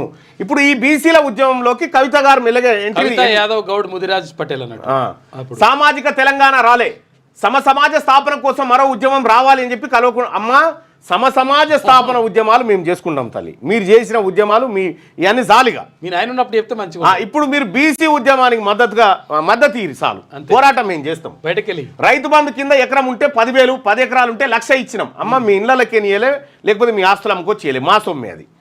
10 ఏళ్లలో భూమి లేని కార్మికులకు ఏమి చేయలేకపోయినాం. తలసరి ఆదాయంలో జిల్లాల మధ్య తేడాలున్నాయి. రంగారెడ్డిలో 8 లక్షలు ఉంటే వికారాబాద్లో 3.5. ఇంత వ్యత్యాసం ఉండడం ప్రమాదకరమైన వ్యాఖ్య. మే 20 నాటి సమ్మెకు సంపూర్ణ మద్దతు ఇస్తున్నట్టుగా ప్రకటన. కల్వకుంట్ల కవిత గారు. అయితే మొన్న ఈ మీటింగ్కు కనిపించిందా? మీటింగ్లో మొన్న ఎలుకతుర్తి మీటింగ్లో కవిత గారు పాల్గొన్నారా? కనిపించలే కదా? ఎందుకు ఏమైనా లొల్లి అవుతుంది? అయింది ఏం పాడు లోపల ఏమైనా అవుతుంది. మావాడే 10th లో ర్యాంక్ వచ్చింది, వాళ్ళంతా ప్రైవేట్ కాలేజీలో వాళ్ళు. అగో 10th లో ర్యాంక్ వచ్చింది, సర్కార్ బళ్ళే ర్యాంక్ వస్తే ఇగో శ్రీ చైతన్య, నారాయణ, భాష్యము, విజ్ఞానం అందరు కలిసి ఏం చెప్తున్నాడు మా ర్యాంకే అని. మా ర్యాంకే వచ్చిందేమో ఆయనకు.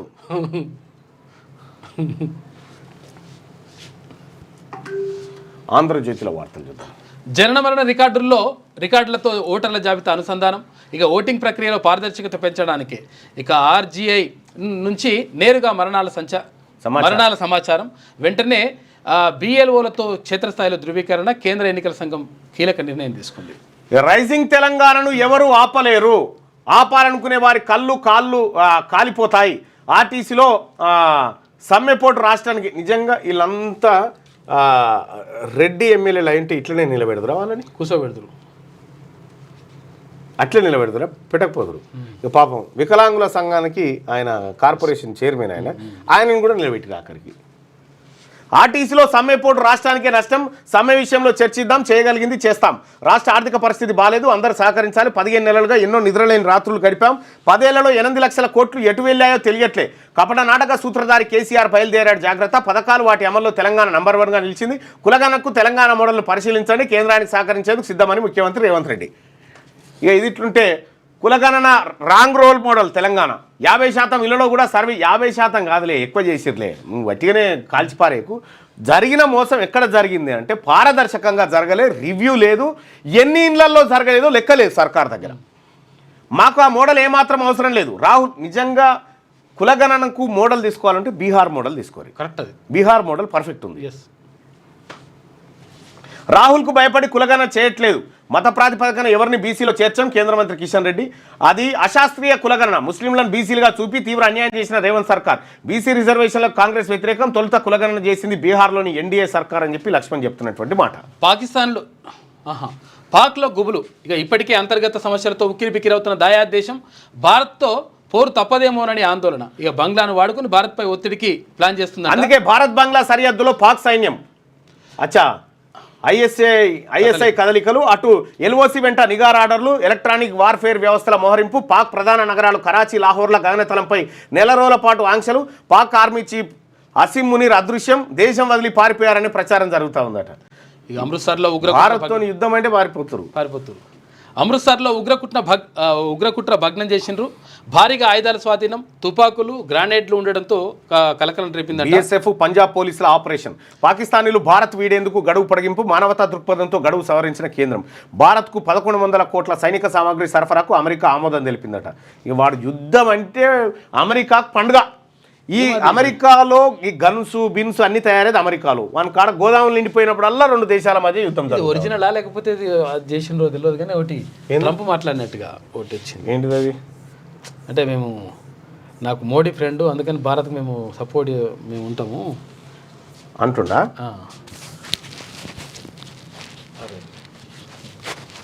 వదిలే.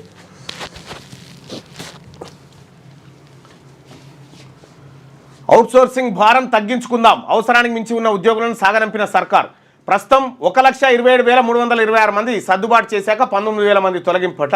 ఈ అవుట్సోర్సింగ్ ఉద్యోగాలకు సంబంధించి ఒక కార్పొరేషన్ పెట్టి ఇవ్వాల్సిన పైసలు ఇచ్చుకుంటా ఏజెన్సీలను మేపుడవుతున్నాము. దాంతో ఇప్పుడు కార్పొరేషన్ను పెట్టి దాన్ని ఎన్జిఓగా రిజిస్టర్ చేసి పెడితే చాలా అద్భుతమైనటువంటి కార్మికులకు 1,00,000 మంది కార్మికులకు జీతాలు ఆటాన పైసలు భారం లేకుండా పెరుగుతాయి. 1,00,000 మందికి. ఇంకా రెండోది ఏంటంటే అవసరానికి మించి ఇప్పుడు కొంతమంది మొన్న కమలాసన్ రెడ్డి గారిని, మొన్న గణపతి రెడ్డి గారిని, ఇంకోటి విద్యాసాగర్ రెడ్డి గారిని రిటైర్ అయిన ముసలోళ్ళని తెచ్చి మళ్ళీ వాళ్ళకు ఉద్యోగాలను పెట్టి వాళ్ళని మేపుతా ఉన్నారు. అమరావతి 2.0 సిద్ధం. నేడు ప్రధాని మోదీ చేతుల మీదుగా ఆంధ్రప్రదేశ్ రాజధాని పనులకు శ్రీకారం. 49,040 కోట్ల ప్రాజెక్టుకు శంకుస్థాపన. మరో 8,000 కోట్ల పనులకు పచ్చ జెండా. 2.5 గంటల పాటు ప్రధాని పర్యటన. ఎంటర్టైన్మెంట్ హబ్గా భారత్, క్రియేట్ ఇన్ ఇండియా అని చెప్పి ఆయన ముంబైకి సంబంధించినటువంటి అంశం. మళ్ళీ అమరావతికి వస్తూ ఉంటే పోయినసారి వచ్చినప్పుడేమో మట్టి నీళ్లు తీసుకొచ్చిండి, ఈసారి పెద్దదే ఉన్నది. ఇక పాక్ నుంచి తిరిగి వచ్చిన బెజవాడ కోడలు అటారీ సరిహద్దుకు చేరుకున్న మోనికా రజని పుట్టింటి వారిని చూసేందుకు పాకిస్తాన్కు పహల్గామ్ ఉగ్రదాడితో తిరిగి భారత్కు రాక స్వర్ణ దేవాలయాన్ని దర్శించి విజయవాడకు రజనీ భర్త పవర్ రబ్బర్ ఇండస్ట్రీస్ అధినేతనట పాకిస్తాన్ ఆమెను వివాహం చేసుకుంటా బెజవాడ యువకుడు అట్లా. ఇక సీఎంఓలో అధికారుల శాఖల మార్పు అంట. ముఖ్య కార్యదర్శి శేషాద్రికి అదనంగా వ్యవసాయం, పౌర సరఫరాల బాధ్యతలు. శ్రీనివాసరాజుకు విద్య, R&B హౌసింగ్, విద్య నుంచి మానికౌట్. వేముల శ్రీనివాస్కు మహిళా శిశు సంక్షేమ సహా మరికొన్ని బాధ్యతలు అప్పచెప్పిరట సీఎంఓలో. ఇక మెటా కోడింగ్ అంతా 12 నుంచి 18 నెలల్లో, ఏడాదిన్నర లోపల ఇది సాధ్యమవుతుంది. ఇక మనుషులతో పనే లేదు, చాలా డేంజర్. మనం దానికి తగ్గట్టుగా అప్డేట్ కాకపోతే మన పని కూడా కథం. గాలివానతో అతలాకుతలం. భూపాలపల్లి, ములుగు, ఖమ్మం జిల్లాలో వర్ష బీభత్సం. విరిగిపడిన విద్యుత్ స్తంభాలు, చెట్లు, దెబ్బతింటున్న పంటలు. మరోవైపు మండుతున్న ఎండలు. వడదెబ్బతో ఒకరి మృతి. వడదెబ్బ నివారణకు చర్యలు తీసుకోండి. NHRC తెలంగాణ, ఏపీ సహా 11 రాష్ట్రాలకు పలు సూచనలు చేసిందట. భూపాలపల్లి జిల్లా గణపురంలో గాలివానకు నేలరాలిన వరి పంట. తెలుగులో రాసిన వారికి మార్కులు ఎలా కేటాయించారు? గ్రూప్ 1 పరీక్షపై TGPSCని ప్రశ్నించిన హైకోర్టు ఆయా సబ్జెక్టు నిపుణులే మూల్యాంకనం చేసి కేటాయించారన్న TGPSC. ప్రిలిమ్స్, మెయిన్స్లో హాల్ టికెట్ నెంబర్లు మారుతాయని నోటిఫికేషన్లో పేర్కొనలేదు. మెయిన్స్లో నెంబర్లు మారడంతో అభ్యర్థులు గందరగోళానికి గురయ్యారు. పిటిషనర్ల న్యాయవాదులు విచారణ నేటికి వాయిదా వేసినట. ఈ గ్రూప్ 1 ఏదో కొన్నేళ్ల తట్టు అనిపిస్తలేదు. NEP అమలు చేస్తున్నాం, UGC ఆదేశాలు పాటిస్తాం. రాష్ట్ర ప్రభుత్వ అభిప్రాయానికి భిన్నంగా ఉన్నత విద్యామండలి వివాదాస్పద లేఖ రాసిందట. ఇక GST వసూళ్లలో సరికొత్త రికార్డు అంటూ 2.37 లక్షల కోట్లు ఏప్రిల్లో వసూలైనట GST రూపంలో భారతదేశంలో. ఇక ఇది ఇట్లుంటే శనార్థి తెలంగాణలో ఉన్నటువంటి వార్త వస్తే తిరుగులేని ముంబై, ఇంటిబాట పట్టిన రాజస్థాన్, హోమ్ గ్రౌండ్లో చిత్తుగా ఓడిన రాజస్థాన్. 100 పరుగుల తేడాతో ముంబై విక్టరీ. ఉగ్రవాదాన్ని పూర్తిగా నిర్మూలిస్తాం, ఇది నరేంద్ర మోడీ ప్రభుత్వం, ఏ ఒక్కరిని విడిచిపెట్టే ప్రసక్తే లేదు, కేంద్ర హోంమంత్రి అమిత్ షా. What next? దేశవ్యాప్త కులగణనకు కాంగ్రెస్ డిమాండ్. బహుజనుల్లో మైలేజ్ కోసం హస్తం యత్నం. కులగణన ఆయుధాన్ని లాక్కున్న బీజేపీ. ఎస్సీ వర్గీకరణ తీర్పుతో బీజేపీకి ప్లస్. బీసీ, దళితుల్లో బీజేపీపై సానుకూలత. కాంగ్రెస్ సామాజిక రాజకీయం తలకిందులు. వచ్చే సార్వత్రిక ఎన్నికల్లో కాంగ్రెస్ ఎజెండా ఏమిటి? రాహుల్ గాంధీ కార్యాచరణపై సర్వత్రా ఆసక్తి. సో అత్యంత కీలకమైనటువంటి వార్త ఇది. కాంగ్రెస్ దగ్గర ఉన్నటువంటి కులగణన అనేటువంటి అస్త్రాన్ని 2028 కంటే ముందే బీజేపీ లాక్కుంది ఇప్పుడు. అలాగే దళితుల్లో ఎస్సీ వర్గీకరణ అంశాన్ని తీసుకొచ్చి అక్కడ బీజేపీ ప్లస్ అయింది. కేంద్రంలోని బీజేపీ స్ట్రాటజీ నిర్ణయాలకు కాంగ్రెస్కు మైండ్ బ్లాక్ అవుతున్నది. కులగణన అస్త్రంగా అధికారం హస్తగతం చేసుకోవాలని భావించిన రాహుల్ గాంధీకి మోడీ జలకిస్తూ దేశవ్యాప్త కులగణనకు పచ్చజెండా ఊపారు. బలహీన వర్గాలన్నీ బీజేపీ నిర్ణయాన్ని స్వాగతిస్తుండడం రాహుల్ గాంధీని కలవరపాటుకు గురిచేస్తున్నది. ఇప్పటికే ఎస్సీ వర్గీకరణ తీర్పుతో దళితుల్లో మంచి మైలేజ్ పెంచుకున్న బీజేపీ తాజా నిర్ణయంతో బీసీలను ఓన్ చేసుకోబోతున్నది. ఇన్నాళ్ళు సామాజిక సమీకరణ అస్త్రంతో రాజకీయం చేసిన రాహుల్ గాంధీ ఆశలన్నీ తలకిందులు అయిన క్రమంలో ఆయన తీసుకునే రాజకీయం ఎజెండా ఏంటనే దానిపై సర్వత్రా ఆసక్తి నెలకొన్నది. భారతదేశానికి స్వతంత్రం వచ్చినప్పటి నుంచి ఇప్పటిదాకా కాంగ్రెస్ పార్టీయే దేశాన్ని ఎక్కువ కాలం పాలించింది. అయితే అంతకాలం పాలించిన బీసీలకు రాజకీయ రిజర్వేషన్లు కల్పించలేని కాంగ్రెస్ పార్టీ 10 ఏళ్ల పాటు అధికారంలో లేకపోవడంతో ఆ పార్టీ అగ్రనేత రాహుల్ గాంధీ సామాజిక సమీకరణల రాజకీయం జెండా ఎత్తుకున్నారు. ఈ క్రమంలోనే ఎస్సీ వర్గీకరణకు మద్దతు తెలుపుతూ దేశవ్యాప్త కులగణన చేయాలని డిమాండ్ చేసిండు. రిజర్వేషన్ల లిమిట్ ఎత్తేయాలని, దేశంలో 90% మంది ప్రజలకు రాజ్యాంగ ఫలాలు దక్కాలని 2024 ఎంపీ ఎన్నికలకు వెళ్ళిండు. అయితే ప్రజలు మాత్రం కాంగ్రెస్ పై నమ్మకం పెట్టకుండా మళ్ళీ బీజేపీకి అధికారం కట్టబెట్టారు. అధికారంలోకి రాకపోయినా కులగణనకు తమ పార్టీ కట్టుబడి ఉందని చెప్పిన రాహుల్ గాంధీ తెలంగాణలో కులగణన చేయించారు. అయితే రేవంత్ రెడ్డి బీసీల సంఖ్యను తగ్గించి ఓసీల జనాభా పెంచి తప్పుల తడగ్గా చేయడంతో కులగణనపై తెలంగాణలో సర్వత్రా విమర్శలు వచ్చాయి. అయినా కులగణనే దేశానికి రోల్ మోడల్ అంటూ తమ అధికారంలోకి వస్తే దేశవ్యాప్తంగా కులగణన చేస్తామని చెప్పి రాహుల్ గాంధీ గారు వాస్తవానికి చాలా మంచి నాయకుడు. చాలా మంచి నాయకుడు. 2028లో కులగణన చేస్తామని చెప్తే అది ప్రధాన అస్త్రం. ఆ ఎజెండాగా 2028లో ఎన్నికలు జరగాల్సి ఉండే, కానీ ముందే బీజేపీ దాన్ని లాగేసుకుంది. ఇప్పుడు రాహుల్ గాంధీ గారి ముంగట్టున్నటువంటి అంశం ఏంటంటే చట్టసభల్లో బీసీలకు రిజర్వేషన్. అంతే, అది చేయాలి. చట్టసభలో బీసీలకు రిజర్వేషన్ 50% ఏదైతే స్లాబ్ ఉందో దాన్ని ఎత్తివేయడం. అంతే. తెలంగాణ అభివృద్ధిని అడ్డుకుంటున్నారు. బీఆర్ఎస్తో కలిసి కాంగ్రెస్ ప్రభుత్వంపై విమర్శలు. కిషన్ రెడ్డి, బండి సంజయ్పై మహేష్ కుమార్ గౌడ్ ఆగ్రహం వ్యక్తం చేసిండు. బీసీలకు పార్లమెంట్లో 42% రిజర్వేషన్ కల్పించాలని. ఇది సూపర్, ఇది అద్భుతమైన ప్రకటన. కేంద్ర నిర్ణయం చారిత్రాత్మకం. ఈ మాట రేవంత్ రెడ్డి గారితో అనిపించాలి మనం, అనిపిస్తే బెటర్. కేంద్ర నిర్ణయం చారిత్రాత్మకం, 40 బీసీ కుల సంఘాల అర్చం, బీసీ ప్రజల మనోభావాలను ప్రధాని మోడీ గుర్తించారని చెప్పి ఆర్ కృష్ణయ్య. ఇక ఉద్రిక్తతలు తగ్గించుకోవాలి, భారత్ పాక్కు అమెరికా పిలుపునిచ్చినటువంటి వార్తుంటే ఎంటర్టైన్మెంట్ హబ్గా భారత్, అసభ్య కంటెంట్పై సృజనాత్మక బాధ్యత ఉండాలని చెప్పి నరేంద్ర మోడీ ఆత్మవిశ్వాసంతో చెప్పి. Sagar project owner Telangana. National dam safety authority chairman Anil Jain స్పష్టం. నాగార్జున సాగర్ ప్రాజెక్టు ఓనర్ తెలంగాణ అని చెప్పింది. అనిల్ జైన్తో రాష్ట్ర నీటిపారుదల శాఖ అధికారుల భేటీ అయిన సందర్భంలో ఆయన ఇది నాగార్జున సాగర్కు ఓనరు తెలంగాణనే అని చెప్పిండు. ఇక బీసీలు సంఘటితం కావాలి, బీసీ మేల్కొల్పు యాత్రను విజయవంతం చేయాలని బీఎస్పీ తెలంగాణ రాష్ట్ర అధ్యక్షుడు మందా ప్రభాకర్ కోరుతా ఉంటే, ఎన్నికల ప్రక్రియ పటిష్టం, ఆ దిశగా ఈసీ కీలక అడుగులేసింది. ఓటర్ల జాబితాతో ఖచ్చితత్వాన్ని పెంచడం, మరణించిన ఓటర్ల పేర్లు తొలగింపునకు నూతన విధానం, ఓటర్లకు అందించే సేవలు సులభతరం, ప్రామాణిక ఫోటో గుర్తింపు కార్డు ఇస్తారట. ఇక మోడీ నన్ను అనుకరిస్తుండు, కులగణనలో తెలంగాణ దేశానికే ఆదర్శం, రాహుల్ డిమాండ్ మేరకే కులగణన నిర్ణయం, సర్వే సమస్యలపై మంత్రుల కమిటీ వేయాలి, బలహీన వర్గాల కోసం మెట్టు దిగడానికి సిద్ధం. అంటే మీరు మెట్టు మీదుకున్నారు అన్నట్టు. మెట్టు మీరు దిగకపోయినా దిగాల్సిందే, మీరు దిగనని భీష్మించుకున్నా దిగాల్సిందే. అది అనివార్యమైన ఘటన, అనివార్యమైన పరిస్థితి. అది ఆర్టీసీ కార్మికులు సమ్మెపై ఆలోచన వీడండి, సమస్య ఉంటే మంత్రి పొన్నంతో చర్చించాలి, రాష్ట్ర ఆర్థిక పరిస్థితి బాగాలేదు, సహకరించండి ముఖ్యమంత్రి రేవంత్ రెడ్డి. అయితే ఆర్టీసీ కార్మికులు నా దగ్గరకు వచ్చి వాళ్ళు చెప్తుంది ఏంటంటే, ఆర్టీసీ కార్మికులు అంటే పొన్నం ప్రభాకర్ బయట లోపలికి కూడా రాణిస్తలేట, మంత్రి దగ్గర రాణిస్తలే అంటున్నారు. కన్నతల్లిపై ఇది కన్నతల్లిపై కర్కశం, పొలం రాయించుకొని నగలు లాక్కొని అడవిలో వదిలేసిన కసాయి కూతురు, జగిత్యాల జిల్లాలో దారుణ ఘటన. ఆమెను కూడా అట్నే వదిలిపెట్టి రావాలి.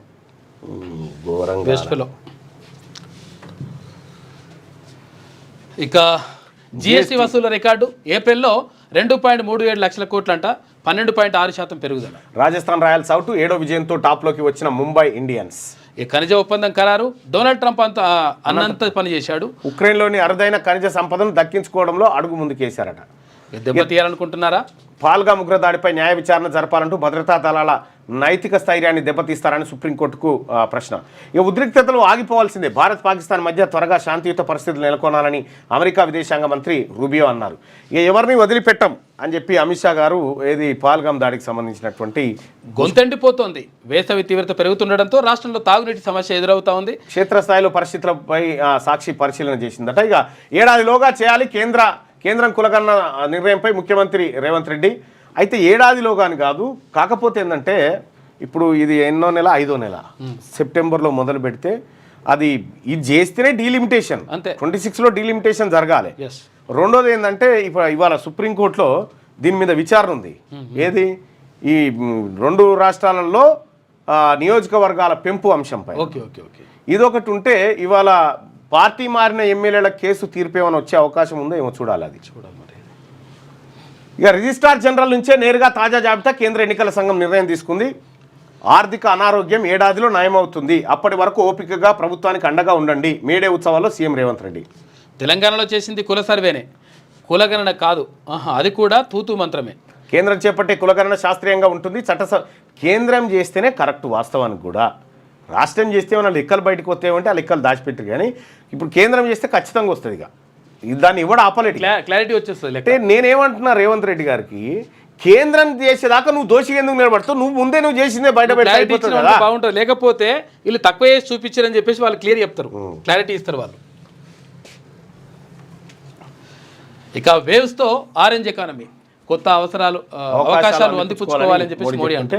అటారీ వాగా బార్డర్ పూర్తిగా క్లోజ్ చేసినటువంటి వార్త 4వ పేజీలో పల్లవిలో చూస్తే, మా కులగణన దేశానికి ఆదర్శం, తెలంగాణ మోడల్ తీసుకోండి, రాష్ట్ర అనుభవం కేంద్రానికి ఉపయోగపడుతుందని రేవంత్ రెడ్డి గారు చెప్తున్నటువంటి మాట. అయితే దేశం పట్ల మీకు బాధ్యత లేదా? మన బలగాల ఆత్మస్థైర్యం దెబ్బతీస్తారా? ఉగ్రవాదంపై పోరులో ప్రతి పౌరుడు చేతులు కలపాలి. ఇలాంటి పిటిషన్లు దాఖలు చేసేటప్పుడు బాధ్యత వ్యవహరించండి. పాల్గామ్ ఉగ్రదాడిపై విచారణ, పిటిషనర్పై సుప్రీంకోర్టు ఆగ్రహం. జనన మరణ రికార్డులతో ఓటర్ లిస్టు లింక్ చేస్తున్నట్ట సంచలన నిర్ణయం తీసుకున్న కేంద్రం. జనాభా లెక్కలతో పాటే వివరాల సేకరణ. తెలంగాణ కులగణన ఉత్తదే తూతూ మంత్రంగా చేశారు. దేశాన్ని దశాబ్దాలు పాలించిన కాంగ్రెస్ కులగణన ఎందుకు చేయలేదు? మండల్ కమిషన్ నివేదికను కూడా కాంగ్రెస్ ప్రభుత్వం పక్కన పెట్టింది. అస్సాం పార్టీ బీసీలను పక్కకు పెట్టి ముస్లింలకు ప్రాధాన్యత ఇస్తుంది. కాంగ్రెస్ తీరుపై కేంద్ర మంత్రి కిషన్ రెడ్డి మండిపాటు. ఇక ధాన్యం కొనుగోలు ఇప్పుడు మీరే పాటు చేస్తారో జర ధాన్యం పకడ్బందీగా చేయని. ధాన్యం కొనుగోలులో దగా క్వింటాల్కు 2 కిలోలు కట్ చేస్తావురట ధాన్యం కొనుగోలు కాడ. తెలంగాణ ఆంధ్ర సరిహద్దుల్లో ఉద్రిక్తత. ధాన్యంతో వస్తున్న ఏపీ లారీలను అడ్డుకున్న అధికారులు. ఇక తమను అనుమతించాలని లారీ డ్రైవర్ల ఆందోళన. 4 గంటలకు పైగా ట్రాఫిక్ అంతరాయం. ఇక టీచర్ల సమస్యలు పరిష్కరించండి. పెండింగ్ డిఏలు బకాయిలు క్లియర్ చేయాలి. మెరుగైన ఫిట్మెంట్తో ఆ పీఆర్సీ ప్రకటించండి. డిప్యూటీ సీఎం భట్టిని కలిసి విజ్ఞప్తి చేసిన ఎమ్మెల్సీ మల్కా కొమరయ్య. ఇక తెలుగులో రాస్తే మార్కులు ఎందుకు తగ్గుతాయి? తెలుగులో జవాబులు మార్కులు కేటాయింపై స్పష్టత ఇవ్వండి. టీజీపీఎస్సీకి తెలంగాణ హైకోర్టు ఆదేశం. భౌగోళిక తెలంగాణ తెచ్చుకున్న సామాజిక తెలంగాణ సాధించుకోలేకపోయాం. అమ్మా మీరు ఇప్పుడు చెప్తున్నారు ఈ మాట ఇప్పుడు చెప్తున్నారు. నేను ఎప్పుడు సాధించలేకపోయాం. ఇందులో సామాజిక తెలంగాణ ఉద్యమానికి మళ్ళీ వీళ్ళే వారసులు అవుతారు. చూడ్రి, మరో 2 ఏళ్లలో పాలమూరు రంగారెడ్డి ప్రాజెక్టు కంప్లీట్ చేస్తామని చెప్పి ఉత్తమ్ కుమార్ రెడ్డి చెప్తుంటే ఇది వార్త. ఇక నమస్తే తెలంగాణ. పాక్లో సైనిక తిరుగుబాటట. ఆర్మీ ఐఎస్ఐ చేతికి అధికారం. డమ్మీగా మారిన ప్రధాని షెహబాజ్. జాతీయ భద్రతా సలహాదారుగా ఐఎస్ఐ చీఫ్ అసీం మాలికట. మునీర్తో కలిసి చక్రం తిప్పుతున్న జనరల్ అట. గతంలో ముషారఫ్ టైంలో జరిగిన కథనే. పేదోళ్ళ ఇండ్లు డమాల్, పెద్దోళ్లకు సలాం. సామాన్యులపై సర్కార్ ప్రతాపం. పెద్దోళ్ళ జోలికి వెళ్లేందుకు జంకుతున్న ప్రభుత్వం అధికార యంత్రాంగం అట. పెద్దోళ్ళను వదిలే పేదోళ్ళకి కూల్చేయట. ఇది పెద్దోళ్ళదట. ఈ ఫోటో చూడండి. ఇది రాజేంద్ర నగర్ నియోజకవర్గం కొత్వాలగూడ పరిధిలోని భూమి. 1 అరా కాదు, ఏకంగా 52 ఎకరాలు. ఇది ప్రభుత్వ భూమే, కానీ బడాబాబులు ఆక్రమించారు. డాక్యుమెంట్లు చూపి న్యాయస్థానాలను ఆశ్రయించారు. కోర్టులో కేసు ఉండగానే భూములు చేతులు మారాయి. కోట్లాది రూపాయల లావాదేవీలు జరిగాయి. ఫంక్షన్ హాలు, ఇతరత్ర నిర్మాణాలు వెలిశాయి. ఈ నేపథ్యంలో రంగారెడ్డి జిల్లా కోర్టు 52 ఎకరాల భూమి ప్రభుత్వాందేనని, ప్రైవేటు వ్యక్తులకు కాదని నిరుడు డిసెంబర్లో తీర్పు చెప్పింది. ఆ వెంటనే కేసు గెలిచాం, భూమిని కాపాడేందుకు చర్యలు తీసుకోండి అంటూ ప్రభుత్వ న్యాయవాది రెవెన్యూ అధికారులకు లేఖ రాశారు. అనంతరం నెల క్రితం కోర్టు తీర్పు కాపీ కూడా అధికారులకు చేరింది. కానీ ఆ భూమి వంక అధికారులు కన్నెత్తి చూసిన దాఖలాలు లేవు. కేవలం ఒక బోర్డు మాత్రమే. అది కూడా నిర్మాణదారులకు ఇబ్బంది కలగకుండా పక్కాగా పాతేసి చేతులు దులుపుకున్నారు. ఆ భూమిని స్వాధీనం చేసుకోరా అని నమస్తే తెలంగాణ ప్రశ్నిస్తే ప్రతి ఒక్క అధికారి చెప్పే సమాధానం ఒక్కటే, ఉన్నతాధికారిని అడగండి. ఇగో ఈ ఫోటోలో ఉన్నటువంటి ఇల్లు, చిన్న ఇల్లు కూడా అదే నియోజకవర్గంలో ఉంది. వట్టినాగులపల్లి 132 సర్వే నెంబర్లో ఉంది భూమి. ఓ నిరుపేద కుటుంబం మోసపోయి కొనుగోలు చేసిన 60 చదరపు గజాల స్థలంలో నిర్మించుకున్న రేకుల షెడ్డు. కానీ పెద్దల ఆక్రమణలపై చర్యలు తీసుకున్న అధికారులు చిన్న గదిని మాత్రం జేసీబీ పెట్టి కూల్చేశారు. ఆనంద కన్వెన్షన్ అట. ఇది ఎవరిదో చూడాలన్నా. అక్కడ మల్లారెడ్డి కాలేజ్ ఏమైంది? ఇప్పుడు అనురాగ్ మల్లారెడ్డి కాలేజీలు మన్మన్లను తెచ్చి ముఖ్యమంత్రి రేవంత్ రెడ్డి కాళ్ళ మీద పడేసిన కథ మాపి అన్ని.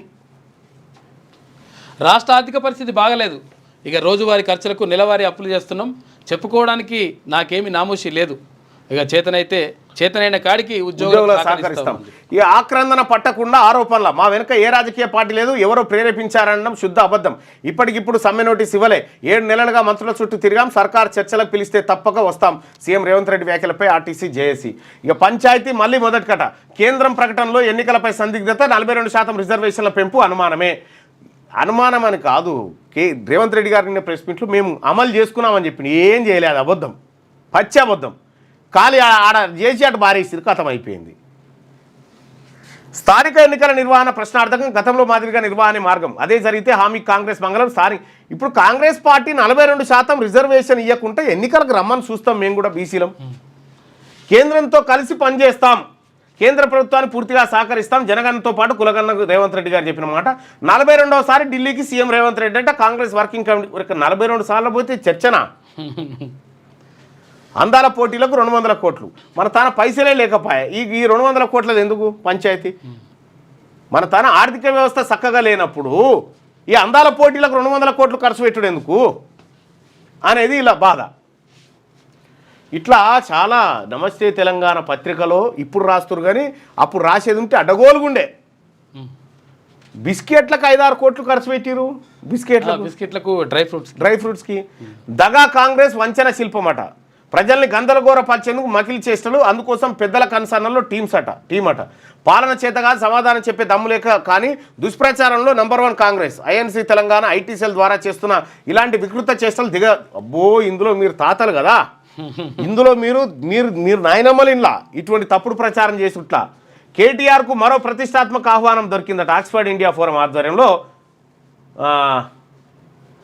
ఇప్పుడు ఆరోగ్యం బాగాలేదు, ఆయన రెస్ట్ తీసుకోమని డాక్టర్లు చెప్పారు, దయచేసి ఇటువంటి అన్నీ ఆయన మీద పెట్టకూరి. కటిక పేదరికంలో ఉన్నాం, దండం పెడతాం, మాకు ఇల్లు ఇవ్వండి. నరసింహులపేటలో ఓ కుటుంబం వేడుకోవాలంట. ఇందిరమ్మ లొల్లిపై ఇంటెలిజెన్స్ నిఘా. గ్రామాల్లో వాట్సాప్ గ్రూపుల్లో రచ్చంతా చేరవేత, ఆవేశంతో పోస్టులు పెట్టే వారికి ఫోన్ల ద్వారా వార్నింగ్ అట. అప్పుడు బీఆర్ఎస్ హయాంలో ఉన్నటువంటి అన్నీ ఇప్పుడు చెప్తా ఉన్నారు. అంతే గ్రూప్ 1 గూడుపుటాన్ని పరీక్షల్లో అడుగడుగున అవకతవకలే. హాల్ టికెట్ ఎందుకు మార్చారు? ఆ 2 కేంద్రాల్లోనే 9.53% మంది అర్హత సాధించడం ఏంటి? హైకోర్టులో వాదనలు జరుగుతూ ఉన్నాయట. ఇక 15 రకాల క్యాన్సర్లకు ఒకే వ్యాక్సిన్ ఇస్తూ ఉన్నారట. ఇది నమస్తే తెలంగాణ కడుపు మంట కార్యక్రమం లెక్కగా అనిపిస్తూ ఉంది ఇవాళ పేపర్ అంతా. అయితే ఇక ఇవాళ మనం ఒక పోల్ పెట్టుకున్నాం. తెలంగాణలో